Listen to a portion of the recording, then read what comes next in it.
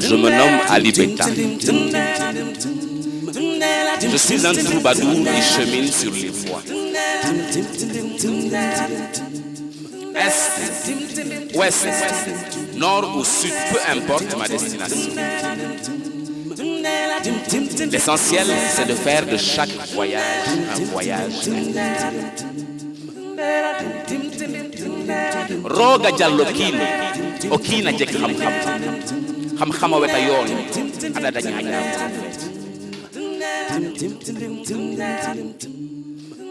wagame wagim nanole wagam wagame wagame wagim nanole wagam wagame wagame wagim nanole wagam wagame wagame wagim nanole wagam wagame wagame wagim nanole wagam wagame wagame wagim nanole wagam wagame wagame wagim nanole wagam wagame wagame wagim nanole wagam. Décoloniser est devenu un mot sexy. Tout le monde l'utilise. Tout le monde veut décoloniser, pardon. On nous demande de restituer, de réparer. Mais je me demande comment on dit décoloniser en Wolof. Comment on le dit en Serer? Comment on le dit en Mandinka, en Pullo? On nous demande de parler avec les objets. Que nous disent les... Peut-être que les objets nous demandent de revenir à la sagesse qui les a créés, plus nette, aux cosmogonies qui les ont pensées.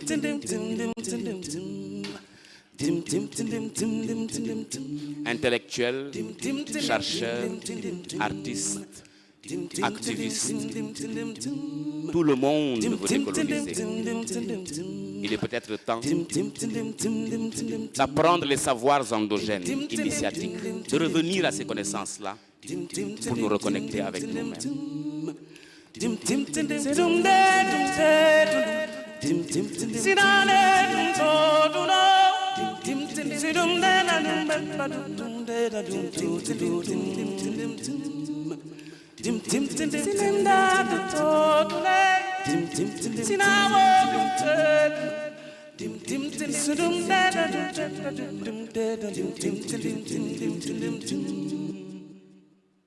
Salam alaikum.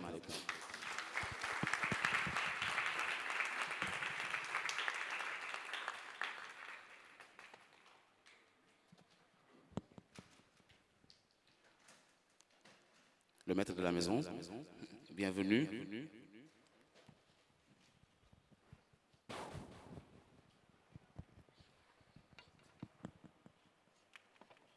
Merci beaucoup. Merci beaucoup. Merci beaucoup, Anibeta.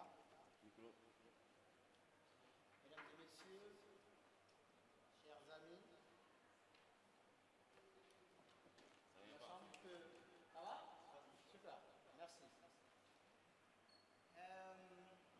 Chers amis, Monsieur Fabien Depeux de la Fondation English Gold, cher Daniela Rekam de KFV Foundation, chers membres de l'équipe curatoriale, chers chercheurs, chers artistes, chers amis, chers invités. Je suis très honoré au nom du directeur de l'IFAN, au nom du musée Théodore Monod, au nom de l'université, du cher Antétique de Dakar, de vous souhaiter la bienvenue ici. Et je me réjouis de cette collaboration avec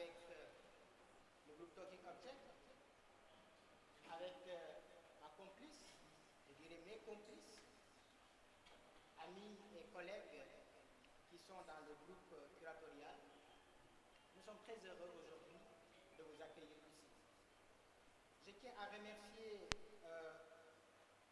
tous les chercheurs, tous les artistes qui ont participé à ce projet, qui l'ont rendu possible et qui font qu'aujourd'hui nous sommes là, tous, pour parler de choses qui nous concernent et qui nous tiennent à cœur. Je suis content d'entendre Ali Beta introduire en chanson des questions qui complexifient notre affaire. On doit décoloniser, mais comment on l'énonce dans les langues?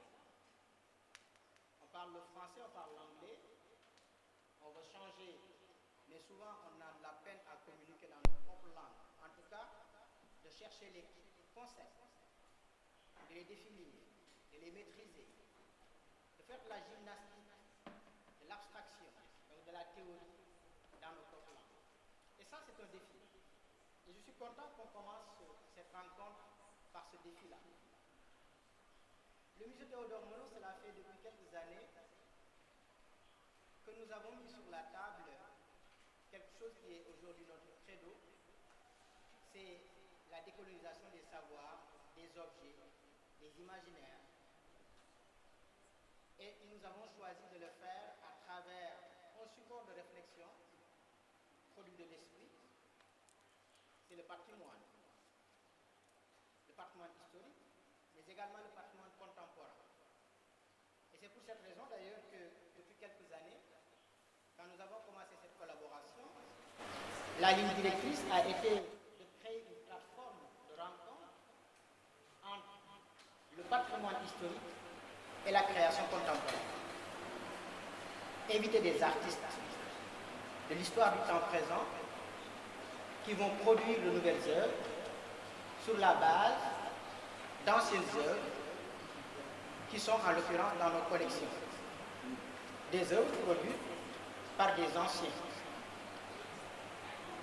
qui ne sont pas anonymes, mais dont souvent les noms n'ont jamais été répertoriés. C'est une manière de les rendre vivants, de les placer comme contemporains de notre époque, c'est-à-dire qu'ils naissent de nouveau avec nous, qu'ils sont présents dans notre esprit et nous accompagnent. C'est une manière également de rendre hommage à quelque chose qui définit notre histoire et notre mémoire, qui dans des temps compliqués nous aide à nous projeter dans le futur. C'est notre patrimoine. Je suis également content d'écouter Ali Beta quand il parle des questions, des objets qu'on doit restituer. Encore une fois, c'est une question que le musée s'est posée comme sujet de réflexion, avec lequel nous sommes des partenaires, par lequel nous sommes des partenaires dans plusieurs programmes de recherche, dont un des programmes parallèlement à celui-ci s'appelle déjà Reconnecting Object, Epistemic Plurality and Transformative Practice in and Beyond Museum. Donc ce projet, ces deux projets-là phares, aujourd'hui trouvent en soi, dans ce qui va nous occuper dans les heures qui viennent, une plateforme de réflexion dynamique, pratique. Je dis dynamique pratique parce qu'il ne s'agit pas seulement de théoriser, mais d'échanger avec les producteurs de savoir. Pas nous, en tant que théoriciens universitaires, ou même curateurs, mais producteurs de savoir, c'est-à-dire les artistes. Et je suis content de vous annoncer que tout à l'heure, nous aurons l'honneur de visiter l'exposition de Henri Sagnan et de Élise Duval, photos et installations. Ils vont nous parler de ces œuvres. Et donc, cette réflexion-là nous intéresse. Pour terminer, bienvenue encore au musée Théodore Monod, qui est un musée en soi au point de vue institutionnel, mais qui ne veut pas l'être dans la pratique, qui veut s'afficher comme un laboratoire, qui veut s'afficher comme un espace expérimental. Et je pense que le musée Théodore Monod est très outillé pour le faire, puisqu'il est dans une mauvaise posture. Il est un fruit de l'histoire coloniale, tombé dans une époque de Twitter, WhatsApp, Snapchat, tout ce qu'on veut, avec une nouvelle génération qui découvre des objets qui semblent être loin de son histoire. Et je pense que c'est ça ce qui est important. C'est le challenge, c'est le défi. Et c'est ce défi-là qui nous réunit aujourd'hui. Et je me réjouis qu'on partage ce défi dans la réflexion, dans les idées, dans les imaginaires et dans les concepts. Je vous remercie.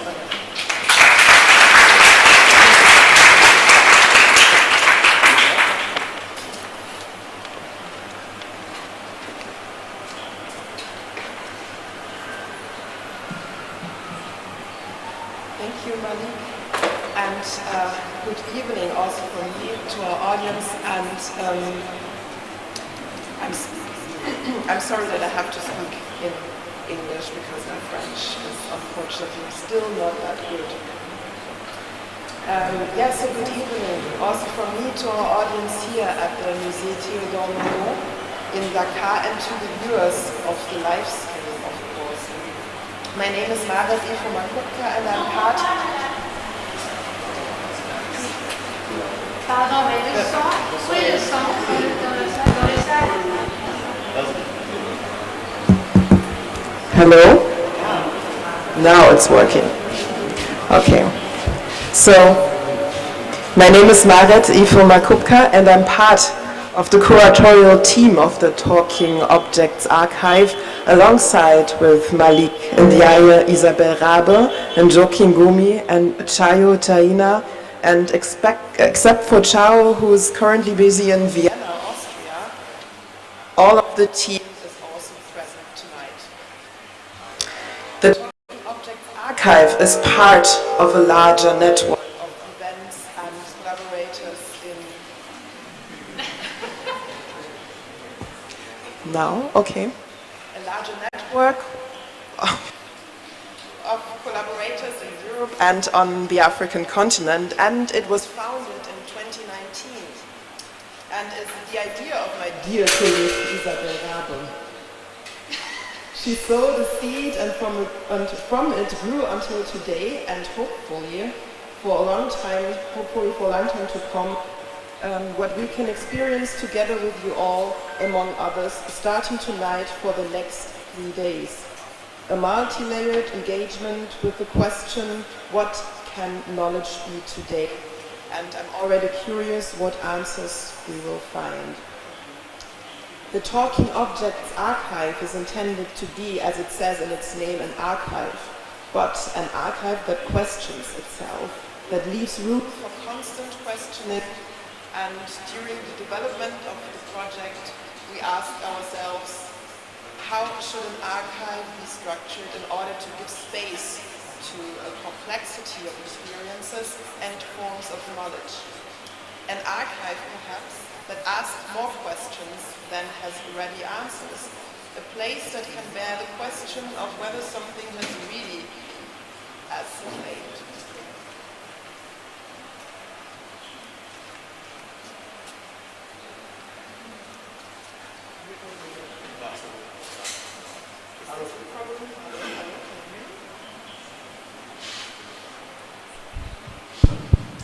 So this is better, hopefully.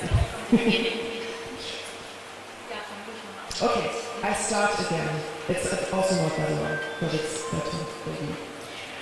Okay, so good evening again from me and to our audience here, of course, and to the audience, to the viewers of the live stream. My name is Margaret Makupka and I'm part of the curatorial team of the Talking Object Archive, alongside with Malik Ndiaye, Isabel Rabe, and Joaquin Gumi, and Chayo Taina, and except Chayo, who is currently busy in Vienna, Austria, all of the team is also present tonight. The Talking Object Archive is part of a larger network of events and collaborators in Europe and on the African continent. It was founded in 2019 and is the idea of my dear colleague Isabel Rabe. She sowed a seed and from it grew until today, and hopefully for a long time to come, what we can experience together and with you all, among others, starting tonight for the next 3 days. A multi-layered engagement with the question, what can knowledge be today? I'm already curious what answers we will find.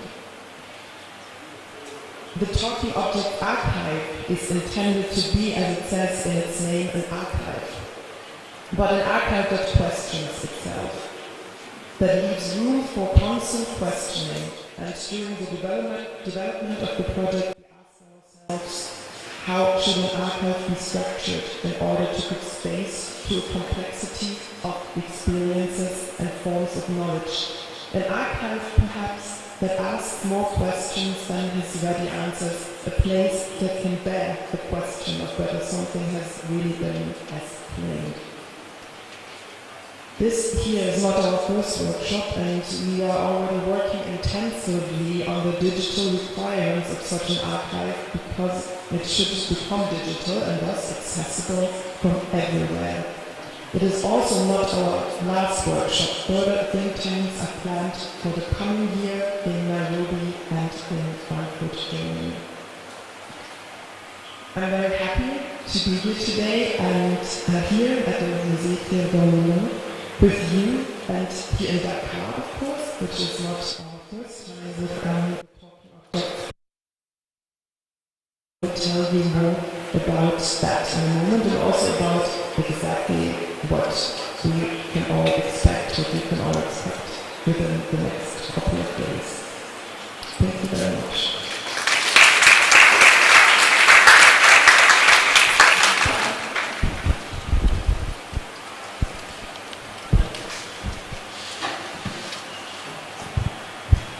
Bonjour à tous et à toutes. Je suis très heureuse que vous soyez si nombreux ici aujourd'hui. Merci à Marek et à Malik pour le discours de bienvenue et merci Malik que nous puissions faire cet événement ici. Je vous remercie.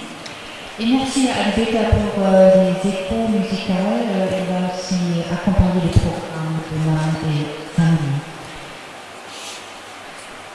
Je suis Isabelle Rabe, curatrice de Berlin. Je suis membre du team des curateurs et curatrices du projet Talking Objects. Après de nombreuses manifestations et interventions artistiques à Berlin et à Nairobi, c'est maintenant la quatrième fois que nous sommes à Dakar. Ces 3 derniers jours, nous avons travaillé intensément sur l'idée de l'imaginaire comme point de départ pour repenser la réalité. On a fait ça dans le cadre d'un laboratoire intitulé Réimaginer le passé. Certains des artistes et des penseurs qui ont participé ont le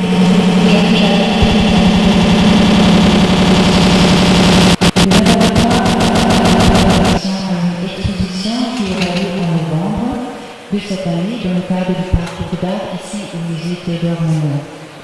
C'est une expérience particulière. Nous avons du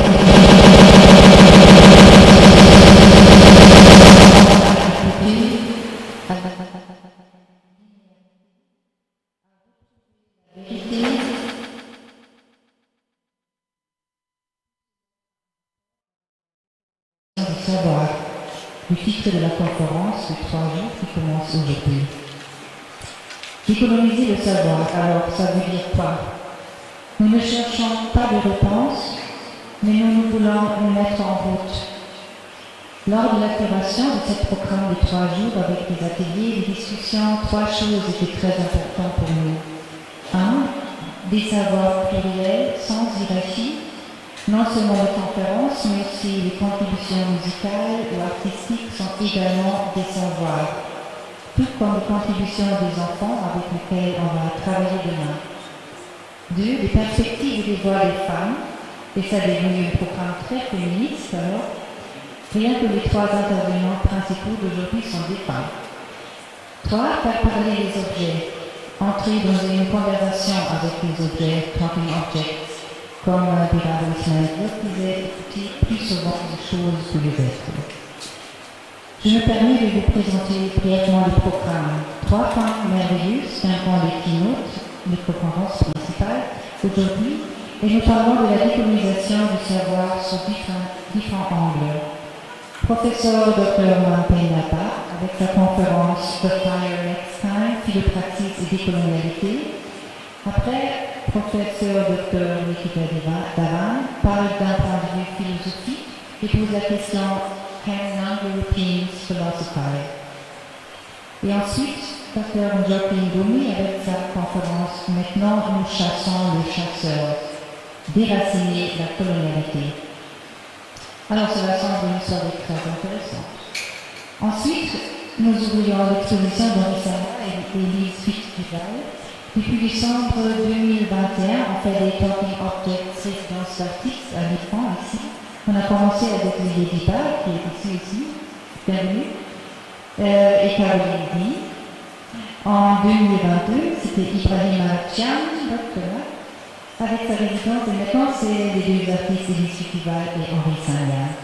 Nos artistes sont invités de travailler avec les objets de la collection des musées et ils nous montrent quelles connaissances se cachent dans les objets, quelles mémoires sont archivées en eux et comment les faire parler. Nous ouvrons l'exposition ce soir et nous voulons vous inviter à un cocktail dans le jardin après. Le vendredi, le deuxième jour, est consacré à l'objet. Demain matin, nous commencerons avec un atelier pour les enfants, au cours duquel nous travaillons avec les objets de la collection du musée, conçu et animé par Aprila ici. Il est ici, oui. Je te remercie pour ton travail merveilleux. Et demain, à 17h30, nous avons le plaisir de vous inviter à une discussion avec tous les artistes en résidence du musée Théodore Monod dans le cadre de Talking Objects. Juste après, nous ferons un programme très spécial dans le jardin du musée, Parler avec les objets.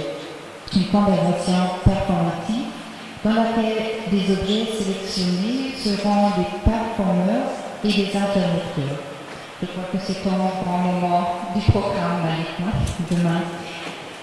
Ce format interactif sera dirigé et accompagné par Ali Beta, qui a juste chanté pour nous, et j'ai hâte de voir ça. Et nous vous invitons tous à participer. Le samedi, le troisième et dernier jour, nous consacrons toute la matinée au savoir féministe. Le programme est une contribution de la Fondation Henri Peul. Les femmes formidables interviendront Odom Angol, Rokhaya Pal, Fatou Senghor, Halima Diallo et Laïsik Tarimdiari. Il sera suivi d'un programme de films avec 3 films sur le thème des archives, de la mémoire et du savoir. Nous terminons ensuite notre programme avec le thème des archives. Les archives en devenir avec René Kitele Mboya, Fatima Bintou Rassoussi et Anna Dubois, présenté par Chiara Pipone. Il s'agit d'un programme que nous avons réalisé en collaboration avec Archive Books. Merci Chiara pour la collaboration. Et je tiens à remercier chaleureusement à mon groupe d'organisation de Talking Objects, Jessia Muriel, Karina Herring, Zamira Gornia, Yasmine Awale, Célina Bazra. Je profite de l'occasion pour te remercier encore une fois, toi, Ali, pour notre longue formidable collaboration depuis bientôt 4 ans et j'espère pour de nombreuses années encore à venir. Et l'équipe de musée Théodore Monod, c'est Abdelhassi, Bienvenue Sek, Moustapha Diek, Ndiaye, pour faciliter les résidences d'artistes dans les années depuis 2021 et cet événement aujourd'hui. Et un grand merci à la Fondation KFP et la Fondation Marifol pour soutenir cet événement-là et le Cultural Ministry of Germany for supporting our archive project. Je vous souhaite une bonne soirée et des bonnes journées intéressantes. Merci.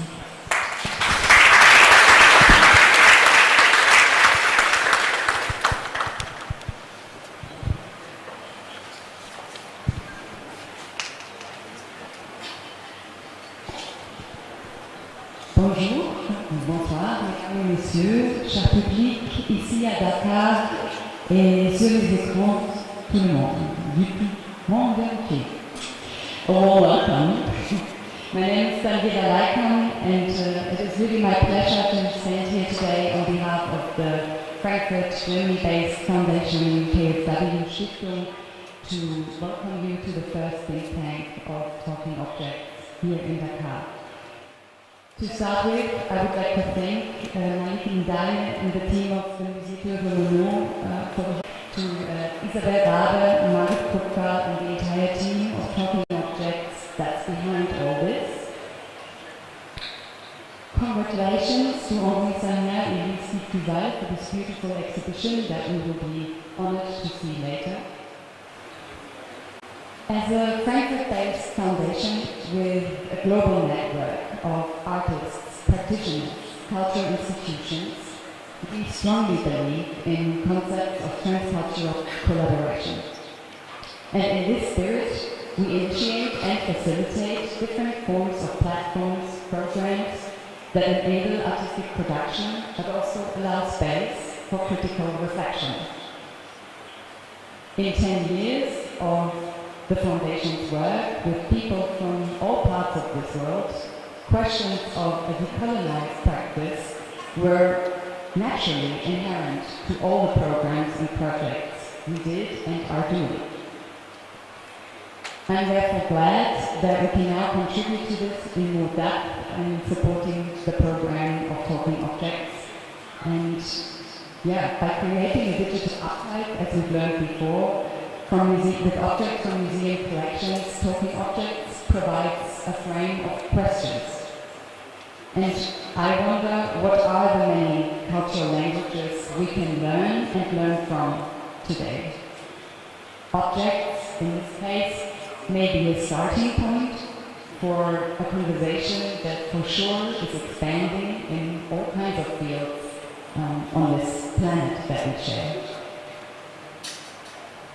These past days, I have been absolutely humbled by the vibrant scene in Dakar, thought-provoking conversations with many of the agents and artists, practitioners here, of which I see many in the audience, astonishing artwork, but also by the energy of the group that's been working here in the past days, with conversations starting at the breakfast table and ongoing until late at night. Talking Objects has already become an ecosystem of knowledge, and I'm very proud that we get to enhance this further. I could not imagine a better place and way to kick off this project for us. My sincere appreciation and gratitude to our co-founders, the Federal Government Commissioner for Culture and Media, the Federal Foreign Office of Germany, and the Heinrich Böll Foundation.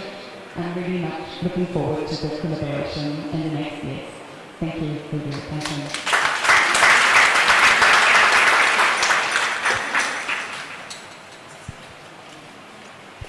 Merci. Bonsoir. J'espère que vous allez bien. J'essaie d'être un peu bref. Je sais que les discours sont parfois un peu longs. Bonsoir à toutes et à tous. Mesdames et messieurs, je vous souhaite la bienvenue et je vous remercie chaleureusement de votre présence. Toute l'équipe de la Fondation Heinrich Böll et moi-même sont très heureux que vous soyez là. Tout d'abord, je tiens à remercier le musée Théodore Monod et les femmes de nous accueillir ici dans ce musée avec ses pavillons et ses halles magnifiques. Comme vous le savez, un musée qui était autrefois le siège de l'administration française et qui est devenu au fil du temps un lieu consacré aux arts africains et aussi aux traditions. Un endroit qui fait lui-même partie d'une histoire de développement liée au passé, liée aux idées nouvelles et aussi liée aux souvenirs.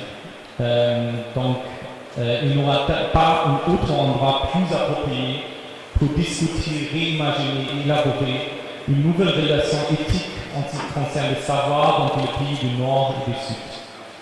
J'aimerais donc remercier Malik Ndai, qui est d'ailleurs aussi un des membres fondateurs du projet Talking Objects. On n'avait pas encore le plaisir d'échanger, mais j'espère que l'occasion va se présenter ce soir. Merci beaucoup pour nous donner l'occasion d'organiser les ateliers de discussion ici.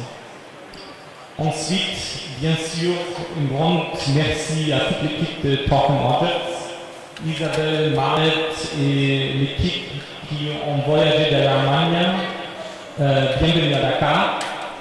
Nous sommes ravis de vous accueillir chez nous et merci beaucoup pour tous les efforts que vous avez déployés pour organiser cette conférence et ces ateliers de discussion.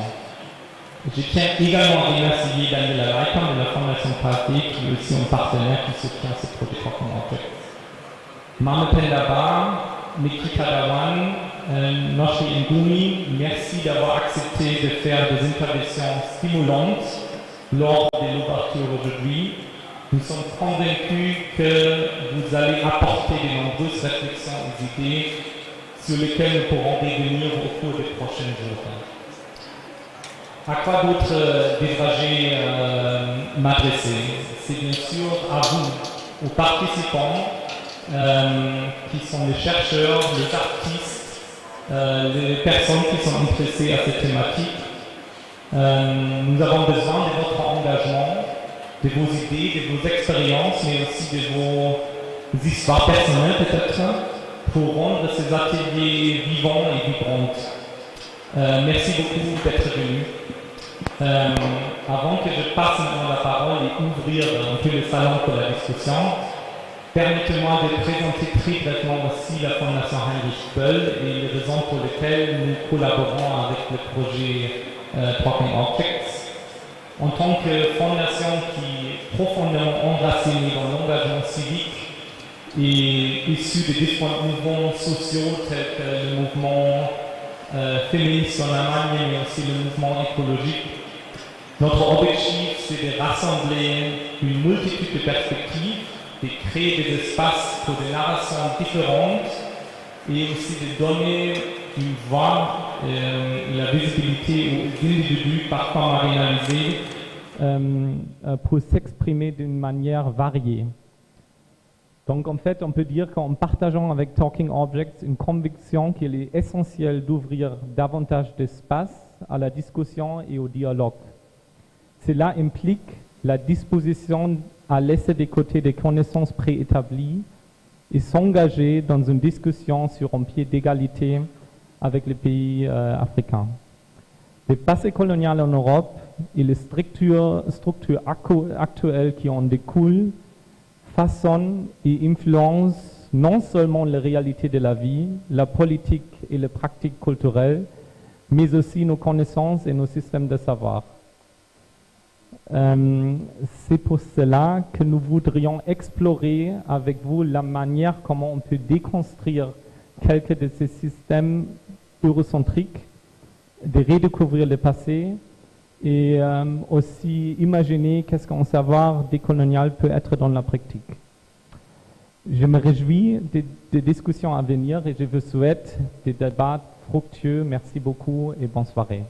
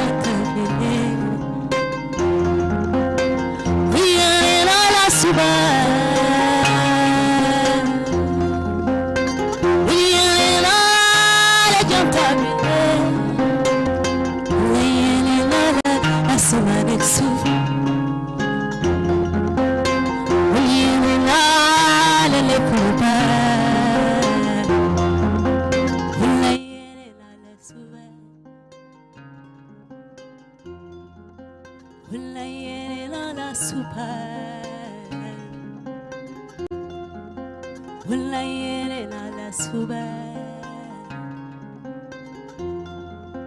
والليل على جنتبلي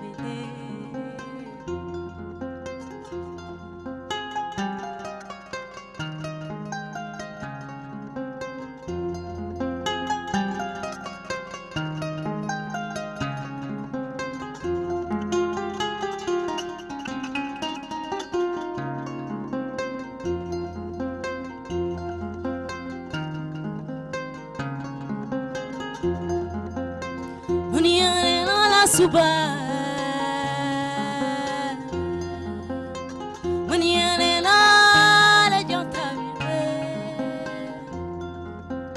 wala yene la asamane suf Maniane la sahat landam wala yene la suba wala yene super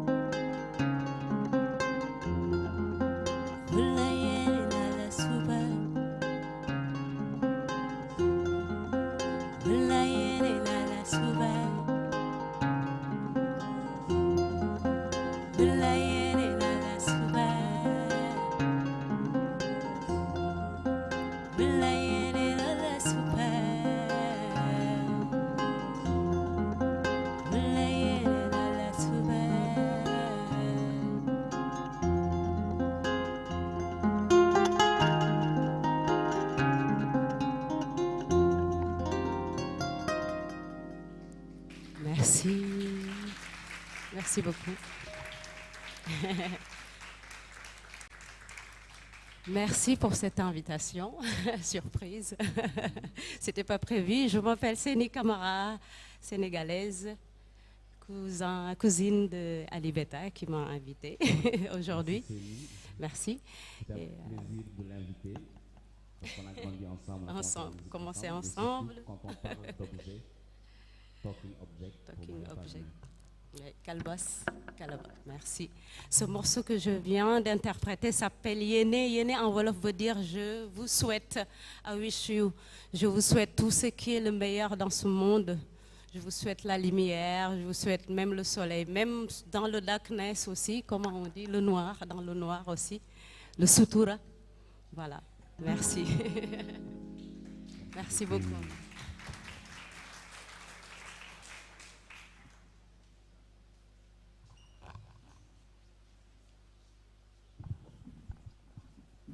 Merci Séni, merci Ali Beta. C'était un honneur pour nous que vous avez chanté pour nous. Je suis un fan, Séni, tu sais ça, non? Maintenant, c'est un honneur pour moi de vous présenter professeur Mame Pendaba. Mame Pendaba est professeur agrégée de sciences politiques, ancienne conseillère spéciale du recteur et ancien vice-régent de la faculté de droit et de sciences politiques à l'université Gaston-Berger de Saint-Louis. Elle est actuellement rédactrice en chef de Global Africa, une revue interdisciplinaire et panafricaine sur les enjeux globaux publiée en français, anglais, arabe et swahili. Elle est la secrétaire exécutive de l'Association des études africains en Afrique et co-éditrice du Critical Investigation Around Humanitarianism in Africa. Elle dirige également le laboratoire de recherche de les sociétés et les pouvoirs Afrique Diaspora et elle est membre de plusieurs réseaux internationaux de recherche. Ses recherches portent ces dernières années sur l'analyse des politiques publiques, notamment en les politiques de recherche scientifique, d'éducation de genre et de données. Madame Penda, la parole est à vous.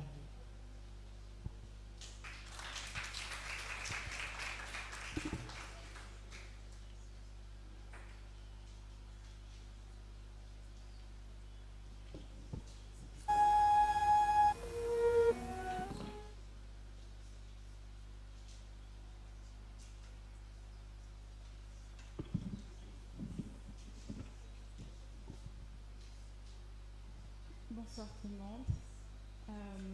Merci vraiment beaucoup aux organisatrices et aux organisateurs, et notamment à Isabelle, à Maret, à Fabien, Céline, vraiment, et à l'ensemble des partenaires qui sont ici. J'ai appris que j'avais un peu moins de temps que prévu pour ma présentation. Et je vais essayer d'aller très vite parce que vous savez que nous réfléchissons aujourd'hui sur une thématique qui a fait l'objet de nombreux et multiples colloques qui durent des journées entières. Et donc parler pendant une vingtaine de minutes de la décolonialité des savoirs en Afrique, c'est vraiment un vrai défi. Je vais essayer de vous donner ma perspective. Et pour être tout à fait honnête, c'est un dialogue en réalité entre moi et un autre collègue qui est ici présent, professeur Cherkhan de Amherst College aux États-Unis. Donc c'est les résultats, les fruits de notre dialogue. Et je voudrais, pour vous donner notre perspective de ce que doit être la décolonialité des savoirs, je voudrais qu'on s'accompagne tous ensemble d'un ouvrage majeur de James Baldwin, un auteur noir américain que vous devez tous connaître. Et cet ouvrage, c'est The Fire Next Time, la prochaine fois, le feu, pour vous parler donc des décolonialités des savoirs dans les universités africaines. Pour commencer, je voudrais reconstituer, historiciser donc cette décolonisation des savoirs dans le contexte noir américain, diasporique donc, mais aussi surtout africain. Et comme vous le savez, depuis une vingtaine d'années, on assiste à un mouvement important en faveur de la décolonialité. Ali Beta l'a dit, on en parle partout, c'est le buzzword, le mot qui est à la mode. Mais ce mouvement de la décolonialité a donc ironiquement et très bizarrement débuté dans les universités du Nord, dont les dotations ont été alimentées par des fonds issus de l'esclavage et dont des salles est souvent présenté comme l'un des fondements de la tradition décoloniale. Il n'est donc pas surprenant que des établissements d'enseignement supérieur ont aussi présenté comme des lieux dans lesquels des professionnels sont formés pour fabriquer un certain type de savoir, constitue l'une des cibles essentielles de la décolonialité. La question de la décolonisation des établissements d'enseignement supérieur est indissociable de la tradition décoloniale, mais elle a pris une tournure particulière lorsqu'en 2015, les étudiants sud-africains de l'université de Cape Town ont appelé à la destitution du buste de Cecil Rhodes. Cette statue, qui trônait fièrement sur le campus de l'université du Cape, en surplomb d'un township, était pour tous les Sud-Africains noirs un rappel éclatant de l'arrogance blanche célébrée par les institutions d'enseignement supérieur. La même année, en Angleterre, émergeait un mouvement tout aussi critique, #MyCurriculumSoWhite. Notre engagement à réfléchir sur les possibilités de décoloniser l'université africaine est ravivé, ranimé par ces événements, mais il est important, très important, de rappeler que cette question va bien au-delà de l'histoire récente. C'est en effet la même problématique qui a conduit à la naissance des Black Studies à la fin des années 60, qui a rythmé toute l'histoire des Africana Studies et qui fonde celle de plusieurs institutions panafricaines, dont le Codicea. Les Black Studies, par exemple, ont vu le jour dans la même veine que la tradition décoloniale. Elles sont fondées sur le postulat que des décennies d'apparente intégration, d'inclusion d'étudiants noirs dans des institutions à prédominance blanche n'ont pas conduit à des changements majeurs. Le contrat racial de Charles Mills et la tradition qui l'accompagne va démontrer qu'en réalité, le contrat social d'inclusion restait un contrat racial d'exclusion et que les institutions d'enseignement supérieur demeuraient principalement des outils de la colonialité. C'est dans cette optique que les étudiants de UCLA, de Berkeley, de Northwestern ont lancé le même cri de ralliement que les étudiants britanniques un demi-siècle plus tôt. Pourquoi mon programme d'études est-il si blanc? Il ne demande rien de moins qu'une décolonisation de l'enseignement supérieur. L'appel à la décolonisation n'est pas seulement essentiel à l'histoire des Black Studies. Les études africaines ont également, surtout après les années 1940, analysé les aléas du modèle éducatif postcolonial et les limites des institutions d'enseignement supérieur et théorisé les possibilités de créer des institutions centrées sur les ontologies africaines, sur les épistémologies africaines et les conceptions africaines du bien vivre. Dans la deuxième partie du XXe siècle, plusieurs chercheurs africains, qui n'ont pas nécessairement utilisé le terme de décolonialité, ont posé des questions radicales liées à l'éducation décoloniale qui orientent encore de nos jours nos lectures sur cette question. L'aventure ambiguë de Cheikh Anta Diop, par exemple, l'un des classiques des études africaines, offre une critique révolutionnaire de l'école coloniale et des limites de l'anthropocène dans un monde qui fonctionne de manière totalement différente et dont les ontologies et les épistémologies se posent différemment. Dans Osiris Rising, Ayi Kwe Arma, auteur écrivain ghanéen, imagine une université radicalement décoloniale avec un curriculum centré sur l'Afrique. Et on ne peut pas rappeler cette histoire sans parler de Ngugi wa Thiong'o, qui pose la question essentielle qui constitue l'un des fondements de ce qui devient, à la fin du XXe siècle, le tournant décolonial. Cette question est celle-ci: comment décoloniser les esprits? En tant qu'universitaires qui réfléchissons à partir du Sénégal, nous ne pouvons pas non plus omettre le rôle d'institutions aussi importantes que celle du CODESRIA dans cette brève histoire de la décolonisation de l'enseignement supérieur que je me propose de faire ici.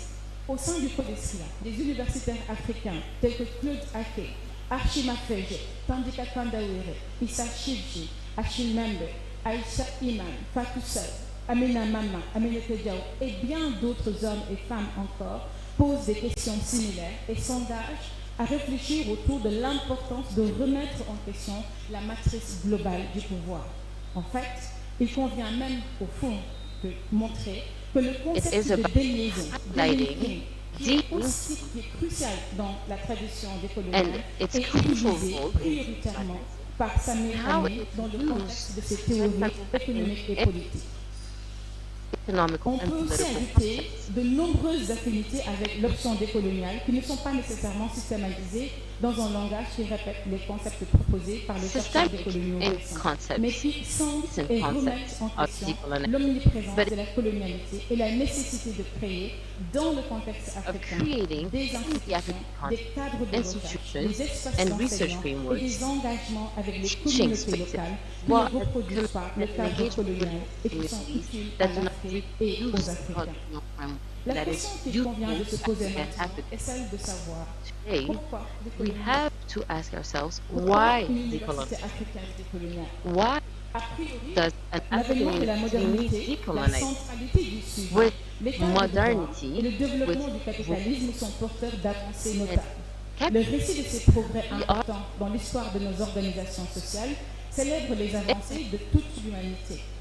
Ce que cette téléologie ne dit pas cependant, c'est que l'humain, conçu comme le fondement même de la modernité, est défini par opposition à ce qu'il n'est pas, à ce qu'il ne mérite pas. Pour cette raison, les mêmes droits, à savoir les personnes non blanches, qui ne sont pas des hommes cisgenres et les choses non vivantes.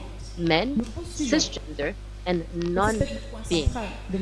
And maybe this is the key point of my argument.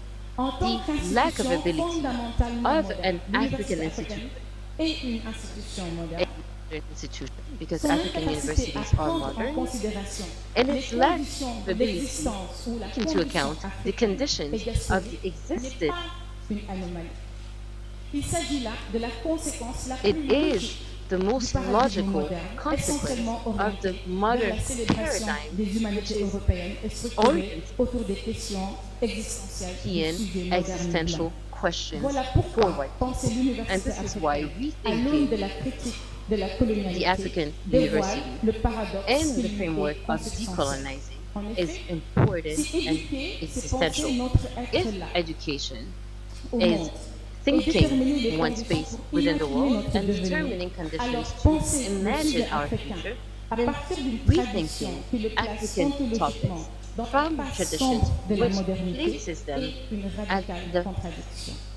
dark Ce qui est logique, space, en the dark revanche, side of the c'est que world ces is sociétés, contradictory. ces Is universités logic, soient dans on le the other meilleur hand, des cas is that des espaces de their production de its matières universities premières need exploitées to par les benefit chercheurs du Nord, from sinon raw des material espaces où le exploited savoir est en by déphasage avec ceux northern qui le produisent universities et from ceux the global à north, qui ils sont and destinés. in complete Voilà d'ailleurs pourquoi opposal l'excellence of de la recherche internationale, its y compris essence. And this is why relativement aux études africaines, international s'est durablement ancrée dans le even Nord in the global, framework of confortant African une géopolitique du savoir, studies, pour parler is comme Walter comforting Mignolo, when we're qui looking assigne à at l'Afrique what le Walter rôle Mignolo said, d'extraction de the données role of empiriques, Africa tandis que la and the recherche role of fondamentale extracting effectuée dans le Nord empirical global. data, but La question this que nous data is posons est being donc la analyzed suivante. in the global Comment north. déplacer cette How contradiction? do we go Quelle doit beyond this être pour les contradiction? Africains la For nature des Africans, établissements what should d'enseignement be the supérieur nature qui peuvent of offrir des solutions third valables cycle aux problèmes education les and plus how can critiques it provide auxquels nous sommes solutions, confrontés? durable solutions Jusqu'à to présent, our ancrés dans l'anthropocène, challenges, the est challenges we're incapable de faced with. poser des questions Until qui peuvent now, conduire à des we're paradigmes not able radicalement to différents. look Les at établissements radically d'enseignement different supérieur paradigms, africains and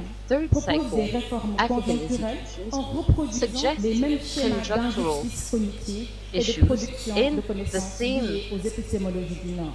C'est issues in the précisément la same raison pour breath laquelle as nous ne northern parvenons universities, pas à and this voir is why les we changements cannot radicaux nécessaires. attain the C'est dans radical ce change that we sens need. que l'appel And de in Fanon this à une framework, décolonisation this is why totale we're est important asking pour nous. for a Si, comme nous l'avons montré, l'essence de l'éducation coloniale est fondée sur la centralité du sujet moderne, et si la modernité a colonialism toujours son is côté sombre, still felt alors in l'appel de modern Fanon times, and à modern une times destruction has complète dark. du système colonial This est Fanon, toujours d'actualité. Franz Fanon Comment is est-ce que still, cette and his actualité work se traduit very dans l'enseignement relevant. supérieur et dans notre capacité à penser une université décoloniale?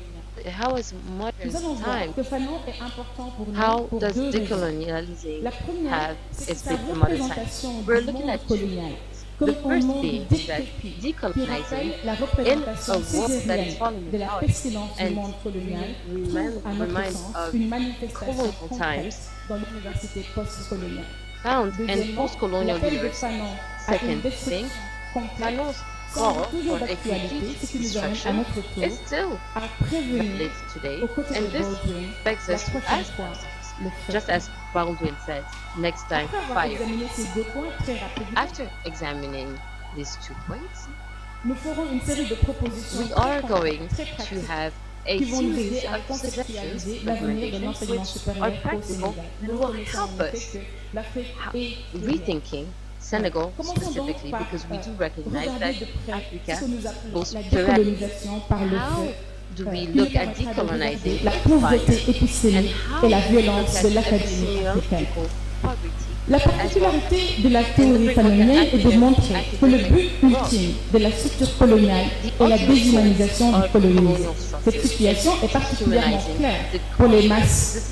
C'est ainsi que si la bourgeoisie locale travaille pour remplacer le colon, les masses colonisées comprennent très bien, à l'image du nègre des champs de Malcolm X, la nécessité de mettre le feu à la maison du maître et à just ses like outils, Malcolm X said, is dont les a seules way fonctions to sont burn l'asservissement the des master's esclaves. house. Le prix de la What liberté is the dans un price système of dont le liberty fondement est in a l'asservissement system et la based destruction on totale de ce système. servitude?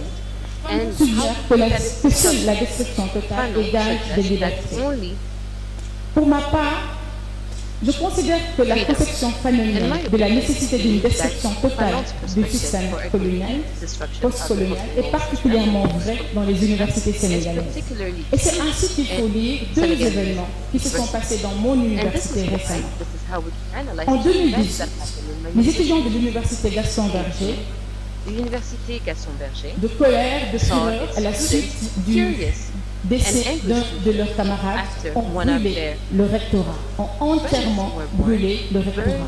down Il n'y after restait their rien. friend was Il ne killed, restait plus burned. d'archives, plus de bureaux, Dean's plus de office. salles de There réunion. were Tout no était more calciné. archives. no more. Moins Immediately, d'un an plus tard, everything en mai was burned 2019, down. en avril Less 2019, than a year les later, mêmes in étudiants, April 2020, the en same représailles des students, promesses non tenues, because transportent faced des with seaux d'excréments broken promises, took dans le buckets of bureau du feces nouveau recteur, in ou the plutôt dans le office, nouveau bureau du well, recteur. in the new office of the dean. Le bureau est entièrement souillé. This is Les ordinateurs, a le new office mobilier, that tout. has completely been soiled. Les manifestants réclamaient de meilleures conditions de vue Computers, sur le the campus walls, social. everything. Mais cette destruction des structures Protesters administratives, in fut-elle métaphorique, destroying n'est ni fortuite administrative ni buildings. limitée à l'université. Is this La récurrence du something that feu, is limited to le feu des pneus et des bus brûlés lors des grèves répétées, reoccurrence les of affrontements fire, avec les forces de l'ordre, qui sont fire depuis des décennies and burned base de la tires culture politique and clashes estudiantine. with La destruction security subséquente des biens The justifie destruction l'argument of central de cette communication qui consiste à soutenir que l'université sénégalaise est pour une frange de la communauté universitaire une maison qu'il faut brûler. Il faut la brûler car elle est ontologiquement représentative de la structure coloniale. Les enseignants viennent y chercher un statut et le salaire qui va avec. Les étudiants viennent y chercher un diplôme dont on ne sait même plus à quoi il servira. Tant les diplômés sont les plus coriaces concurrents des marchands ambulants. Ceux qui s'aventurent à vouloir penser ou chercher quelque chose, ils perdent dans le meilleur des cas leur âme, dans le pire leur raison. Pour cette masse d'étudiants, d'enseignants-chercheurs, de personnel administratif qui ne se retrouvent pas dans les programmes d'une université qui ne répond pas aux questions ontologiques et existentielles que pose son monde, il ne reste qu'une immense fatigue. Nos existences, telles qu'elles se déroulent au quotidien dans nos universités, sont devenues insupportables. Mais nous n'osons même pas y regarder de près. Car il n'y a, comme l'annonce James Baldwin, apparemment, je le cite, apparemment, aucun moyen au monde de chasser ce nuage placé entre eux et le soleil, entre eux et l'amour et la vie et la force, entre eux et ce qu'ils voulaient, quoi que ce fût. Dans l'université sénégalaise et plus généralement africaine, ce nuage, c'est la colonialité. Et la colonialité, c'est d'abord la violente nature d'une université qui est fondée sur les principes de la modernité occidentale, qui n'enseigne pas avec les pédagogies et qui ne règle pas institutions and do not look at androgenic issues and problems that our communities are faced with. Attending a post-colonial university of one's history, culture, and believing in how these knowledge be sterile and lacking knowledge in oneself. So it is not surprising that these universities are structurally distinguished by poverty, not financial poverty, but in linguistic poverty. It is distinguished by violence, not and vision, the lack of belief in change. So what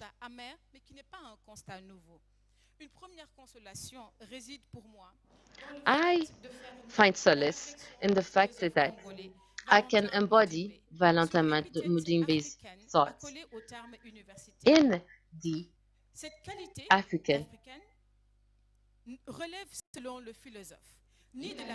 Look at philosophers in a geographical framework, in composing, and in the teachers. These are secondary concerns. The university is African, and I'm quoting him, when it contributes to the best of its ability in resolving contradictions in African societies and play its role in new social forms in an Africa which is confronted with its development and modern times. Without doing so, a university cannot be African, even if it is only comprised of Africans. If we agree that we have universities on the African land with African students and African professors, but we do not have fundamentally African students who recognize that knowledge forms in a continent that does not answer to its challenges in the framework of global issues and endogenic issues, then we need to be aware, as James Baldwin said, find salute in that at fundamentally diverse aspects. So, and arm ourselves with pride, courage, and as Baldwin reminded his nephew, it will be hard, James, but you are from a race of strong cultivators, of strong farmers who farmed cotton and built railways. All the while, they had strong dignity. You are from a long line of poets amongst the biggest since Homer. As Baldwin said, it is important for us to remember ourselves, to remind ourselves of our poets, our astrologists, our architects, our farmers, and in the same pathway, in paraphrasing Baldwin, many of us are have been waiting, seem to be waiting for this moment, but fear it. And there is a necessity for a big up, uprising. And this, in order to follow as a moral, active human, in order to survive as a human moral force, we are forced to steer away from so many things that are seen as sacred today and take away everything that we have used in order to justify our existence and concerns. I am going to end. What can a decolonized university look like? I'm going to provide some ideas. A decolonized university, of course, there's no ultimate truth when it comes to decolonization. A decolonizing university that concentrates our way of life, our epistemology, that bring to the fore indigenous knowledge, not just about theory, but about the practice. It's reconciling practice with theory that will help African epistemology to have a concept that will be taught and that will be useful to the society. Thus, philo-praxis helps to conceptualize practices, helps to come up with concrete solutions. Thinking about the world in a decolonized Africa would help to improve lives. And that should improve three functions of university: research, training, and service to the community. Research in a decolonized university would help to create a distanciation with the ever changing model, and also will focus on ensure that indigenous knowledge is used and optimized. Thus, we should think from Africa by Africans so that we come up with a restorative, plural knowledge. In fact, I had to jump some paragraphs because of which is important for a decolonized university. And the questions we should ask ourselves: what should be taught? How should it be taught? What should be taught? Caesar, a poet, provides a response. Says in his novel Cahiers de Retour au Pays Natal, he says we should start what? Start something that is meaningful. The end of the world par bleu. Subject to the disciplines that we have to we should always look forward to the divine we should not be viewed as devilish. The black should not be viewed as a second-class citizen. We are part and parcel of the world. We should stand up and beat our chests and tell Europe that, look, we are not different from you. You don't focus on our dark skin. It is the effect of the sun. Africans should use their reflective thinking to reestablish their self-esteem, to develop this mind of critical and innovative mind. This should be taught, and the decolonization of hierarchy also should be taught. We should go beyond classrooms. We should embrace reality. We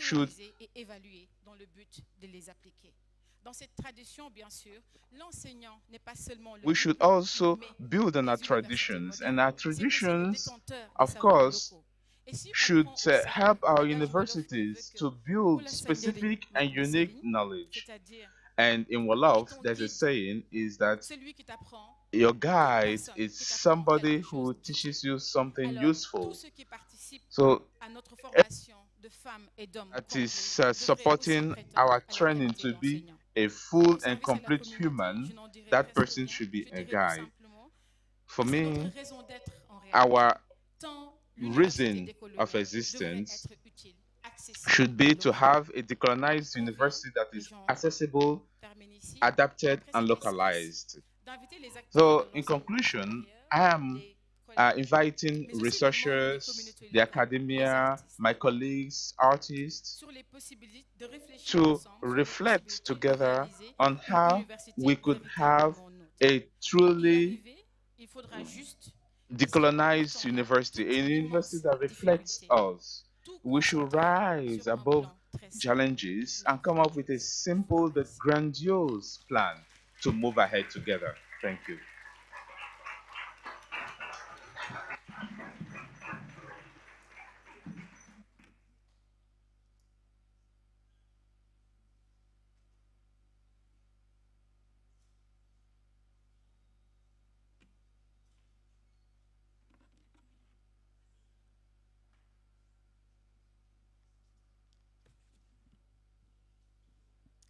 Merci beaucoup, Madame Professeur.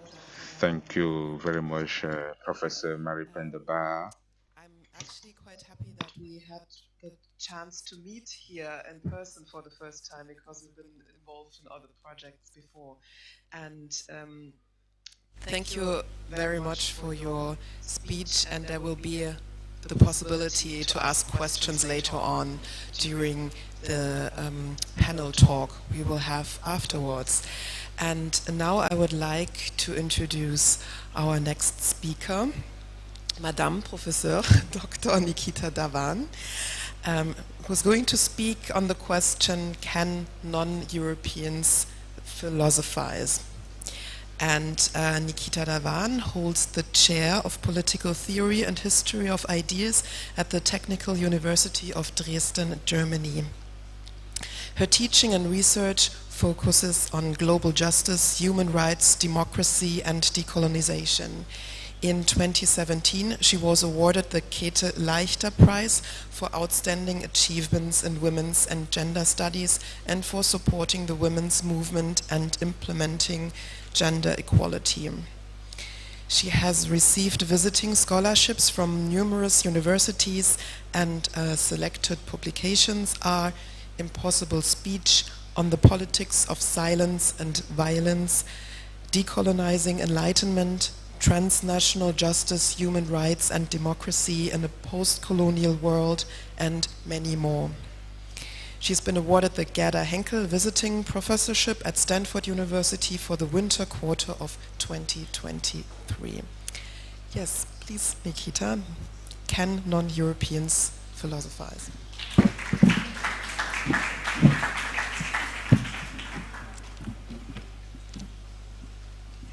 Thank you so much for the kind introduction. It's a really great pleasure for me to be here today. I'm sorry I'm going to give the talk in English. The only thing I know in French is Je suis magnifique, and I hope you will agree with me after my talk. I'm a philosopher by training, and we philosophers love to talk. I wrote my PhD on silence. I wrote 450 pages. Talk about performative contradictions.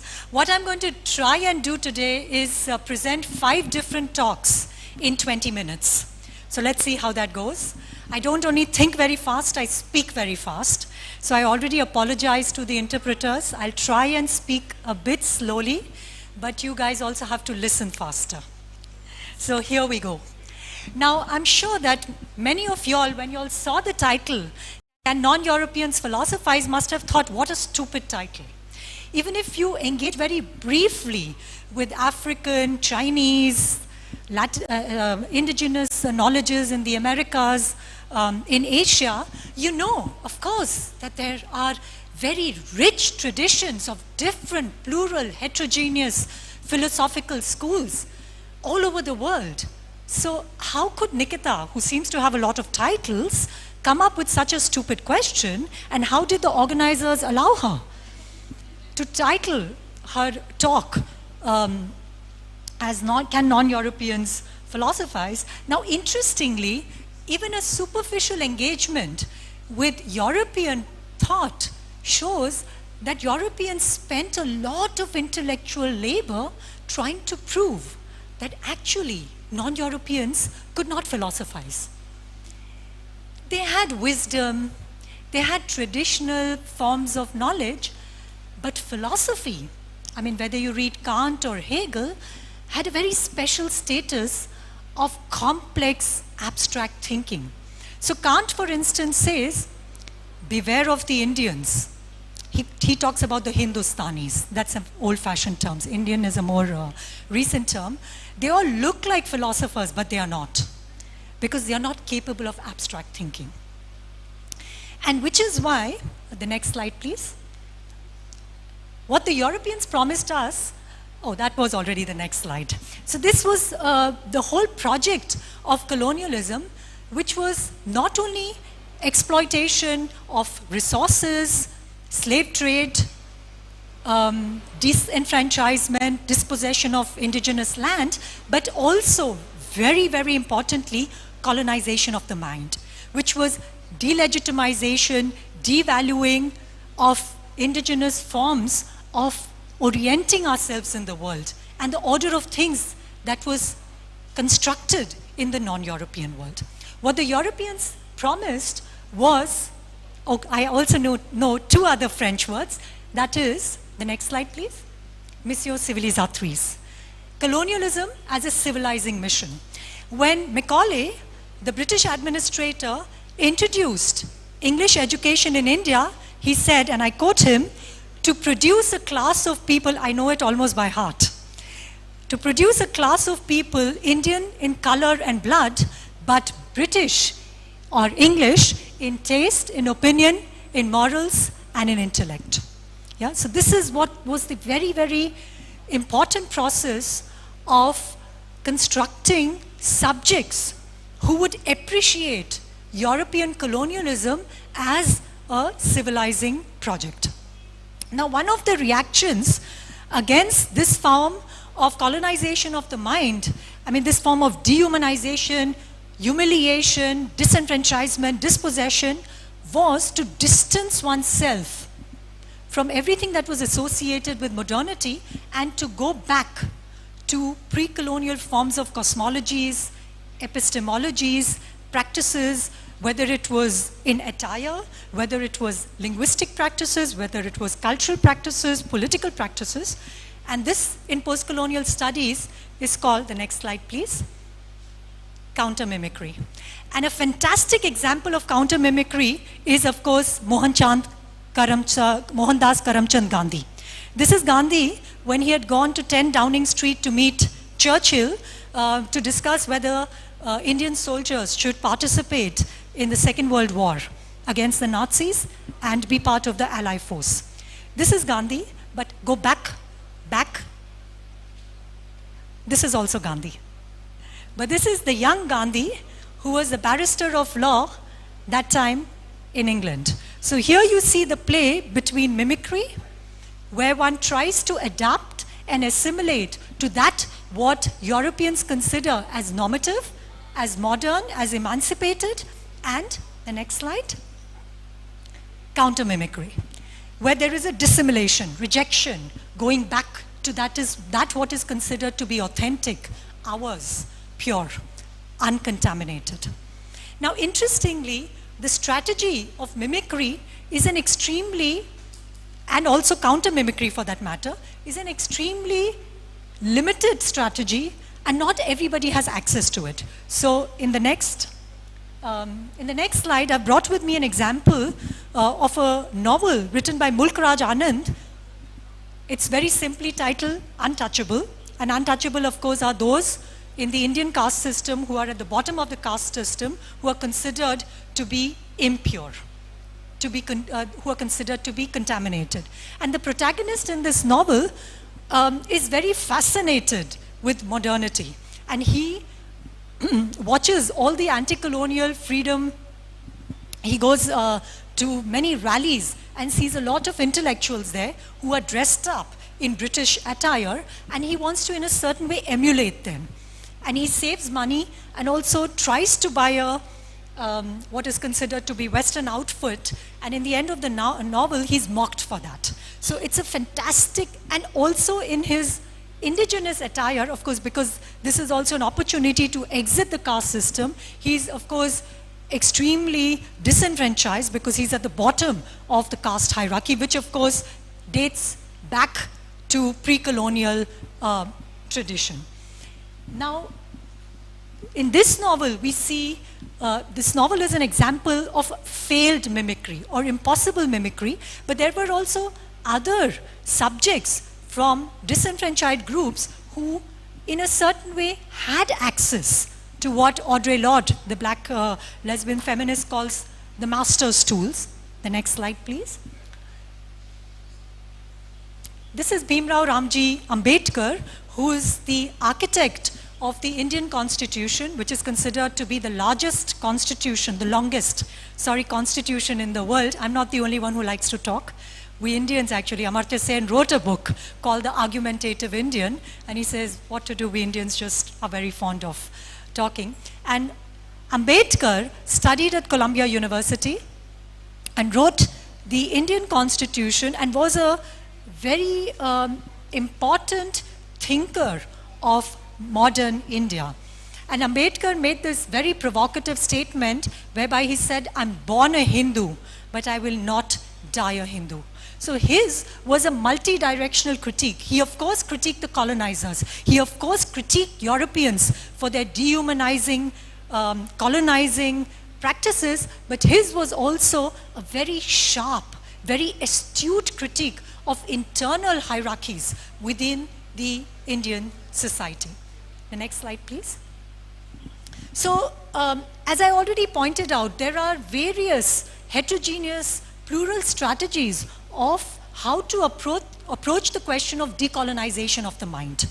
And one strategy that is offered is by the decolonial option. These are scholars mostly from Latin America who in some ways propose that modernity, Europe is so deeply flawed, is so deeply contaminated that the only way to undo coloniality of the mind is to reject, to boycott, to in a certain way censor Europe and European thought. And their, so to speak, blueprint of decolonization is epistemic disobedience. This is the term Walter Benjolo gives us. And this is turning the world upside down. The next slide, please. And here they are somehow drawing on Audre Lorde, whom I mentioned earlier, who says that you cannot take the master's tools to dismantle the master's house. You cannot, in some ways, reconfigure, lexicalize, recode European thought and the legacies that we have been left, the post-colonial world or the decolonized world has been left with. You can't just, purge it of the toxic colonial content and continue with business as usual. what I'm going to do in the rest of my 10 minutes is to revisit this question of what we can do with the master's tools. The next slide, please. Now, on the one hand, this anger, this frustration with European thought, with European colonial legacies is quite justified, because this is not just a thing of the past. And this is also the decolonial critique against the post-colonial studies, that somehow the in post-colonial is a bit misleading, because it gives the impression as if colonialism is a thing of the past, and that we are done, over and done with it, and we've reached the stage of independence, and now, in some ways, in independent context, we are the masters of our own destiny and the masters of our own fate. And as all of us know, I am here stating the obvious, we live in a world where neocolonial structures persist, they endure. And I just brought a very, I mean, like I said, we all know this is a self-evident truth, but I just brought a very kind of banal example to illustrate the point. As most of us know, that right now, one of the most dangerous things to be in the global south is to be an ecological and an environmental activist. Thousands and thousands of environmental activists are being murdered, are being assassinated in countries like Bolivia, in Philippines, in Brazil, who are fighting against extractivism, who are fighting against mining, big, huge corporate mining practices. And yet, when we think about, the ecological movement, very often we associate it with 5 Days for Future. And don't get me wrong, I'm very, very impressed by these young women. This is a photograph from the World Economic Forum in Davos in 2020, where they were arguing that we have only one planet, and we're all in the same boat, and we somehow are equally vulnerable, and this shared vulnerability ties us together. Now, what is interesting to note is that the original photograph looked like this. Next, please. And what the the Associated Press did was simply crop out the Ugandan activist Vanessa Nakate from the photo. And they gave some very wishy-washy argument saying that, somehow there was a building in the background and the lighting was not right, and which is why the photograph that was circulated in the world press looked like that. So here again, we see, and this is a very powerful metaphor that Gayatri Spivak gives us, that we live in a world where the rapists are in charge of the rape kit. So we have inherited a world where normative ideas of knowledge, of epistemology, of ethics, of aesthetics are still in a certain way determined by a transnational elite class. And so one kind of can understand where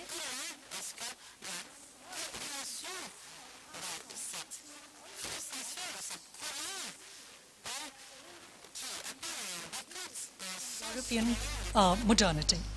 Having said that, the problem and the challenge of decolonization, in my perspective, is much more complex than a simple de-Europeanization or de-Westernization. So of course we need to critique Europe. Of course we need to challenge Eurocentrism. And of course, certainly, we need to make efforts to revalue, to re-legitimize non-European forms of thought systems, cosmologies, ethical and aesthetic practices.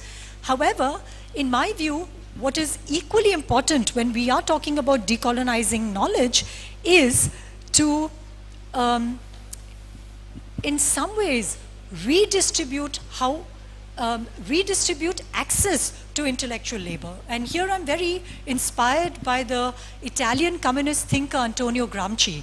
Gramsci says that everyone is an intellectual, but not everyone has the function of intellectual in society. And this shows that there is an unequal distribution of access to intellectual labor socially. There are those, in a certain way, who monopolize the exercise of critical thought, and those who are exiled from access to what, again, Audre Lorde called the master's tools. So let me again give you an example. The next slide. So one particular possibility to respond to the question, can non-Europeans philosophize, would be to give examples from non-European contexts. So one of the most powerful ethical concepts that are being discussed today in the face of multiple crises, financial crisis, ecological crisis, health, public health crisis, is the notion of cosmopolitanism. As most of you all must be aware, the concept comes from Diogenes, the Greek philosopher. When he was asked, where are you from? Diogenes answered, I'm a citizen of the world. Now, this was a very bombastic statement to make. And what Diogenes was trying to do was to shame Plato. And he was like, you know, when you think about the demos, you're such a frog in the well, you can only think about Athens. Yeah, you have such a limited concept of the polis, but I, of course, have traveled outside Athens. I've seen other cultures, I've seen other worlds, I've seen other practices, and so I don't consider myself simply to be a citizen of one particular context, but citizen of the world. And that's the idea of cosmopolite. And Plato, of course, called Diogenes the Socrates who's gone mad, the mad Socrates. Now, this idea greatly influenced European Enlightenment. So the other very important concept was given to us by Kant, his notion of Weltbürgerrecht, cosmopolitan right. And Kant says that we, as humans, have a common ownership of the earth. And violation of rights in one part of the world affects all of us, because there is bonds of humanity that bind us together. Now, although in Sumevigan Frieden, in on eternal peace, in 1790, Kant wrote this essay talking about, you know, cosmopolitan right. At the same time, of course, as we are all aware, Kant perpetuated extremely racist, sexist, heterosexist, anti-Semitic philosophy simultaneously. So here again, we saw kind of what Europeans preached and what they practice. Let me now give you examples from the non-European context where we could claim that before even the European Enlightenment and European scholars came up with this idea, there's a long, rich tradition in indigenous knowledges of this idea of common bonds of humanity. So I'm on the African continent. I don't need to tell you all what Ubuntu is. And this is, of course, a very rich tradition of intersubjective ethics that goes beyond just my immediate family, my immediate community. It binds all of us together. And one of the shorthand ways of explaining Ubuntu from what I understand is, I am what I am because of who we are. Another very important concept, or number of concepts that we get, are from the cosmology of the indigenous peoples of the Andes, which embraces ancestral and communitarian knowledge. So Sumak Kause, Bon Vivir, Pachamama. And here again, the idea is that it goes beyond this very limited idea of only species rights, that it's not just about humans, but we have to live together with nature, with mountains, with rivers, because we will not survive if they will not survive. The third concept that I've brought with me, or which I would like to highlight, is a verse which is from the Maha Upanishad, and it's engraved in the entrance hall of the Parliament of India. And it's the Sanskrit notion is Vasudhaiva Kutumbakam, which basically translates as one is a relative, the other is a stranger, is a kind of an approach of the narrow-minded. Yeah, when you think that your ethics is only limited to my family, my community, my people, because the moment you say my, you exclude those who do not belong in this circle. And so Vasudhaiva Kutumbakam loosely translates as the entire world is a family, and so my ethics moves beyond just the idea of ours, mine and ours.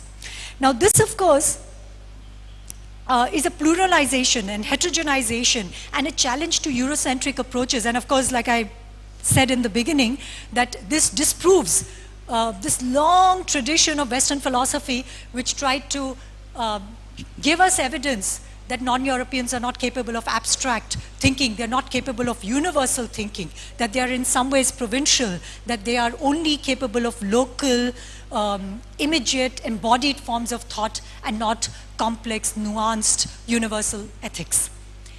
Now this is one very important strategy of decolonizing knowledge, pluralizing, heterogenizing, moving beyond Eurocentrism. However, and I'm going to end with this, the next slide please. I am of the opinion, and here I'm very inspired by a heterodox school of Indian philosophy, that critique without self-critique is lazy politics. There's a wonderful line by Terry Eagleton, British Marxist philosopher, who says, ideology is like bad breath. It's always the others who have it. So even as we critique Europeans, even as we hold Europeans accountable for their crimes against humanity, for the genocide they have committed, for the transnational slave trade, for decades and centuries of humiliation, extractivist politics, we also have to be extremely vigilant not to forget our own bad breath. We have to also be able to be sharp and astute about our own failures and our own flaws. And like I said, this is inspired by a heterodox school of Indian philosophy, and maybe you all know the parable of the 7 blind men and the elephant. Next slide, please.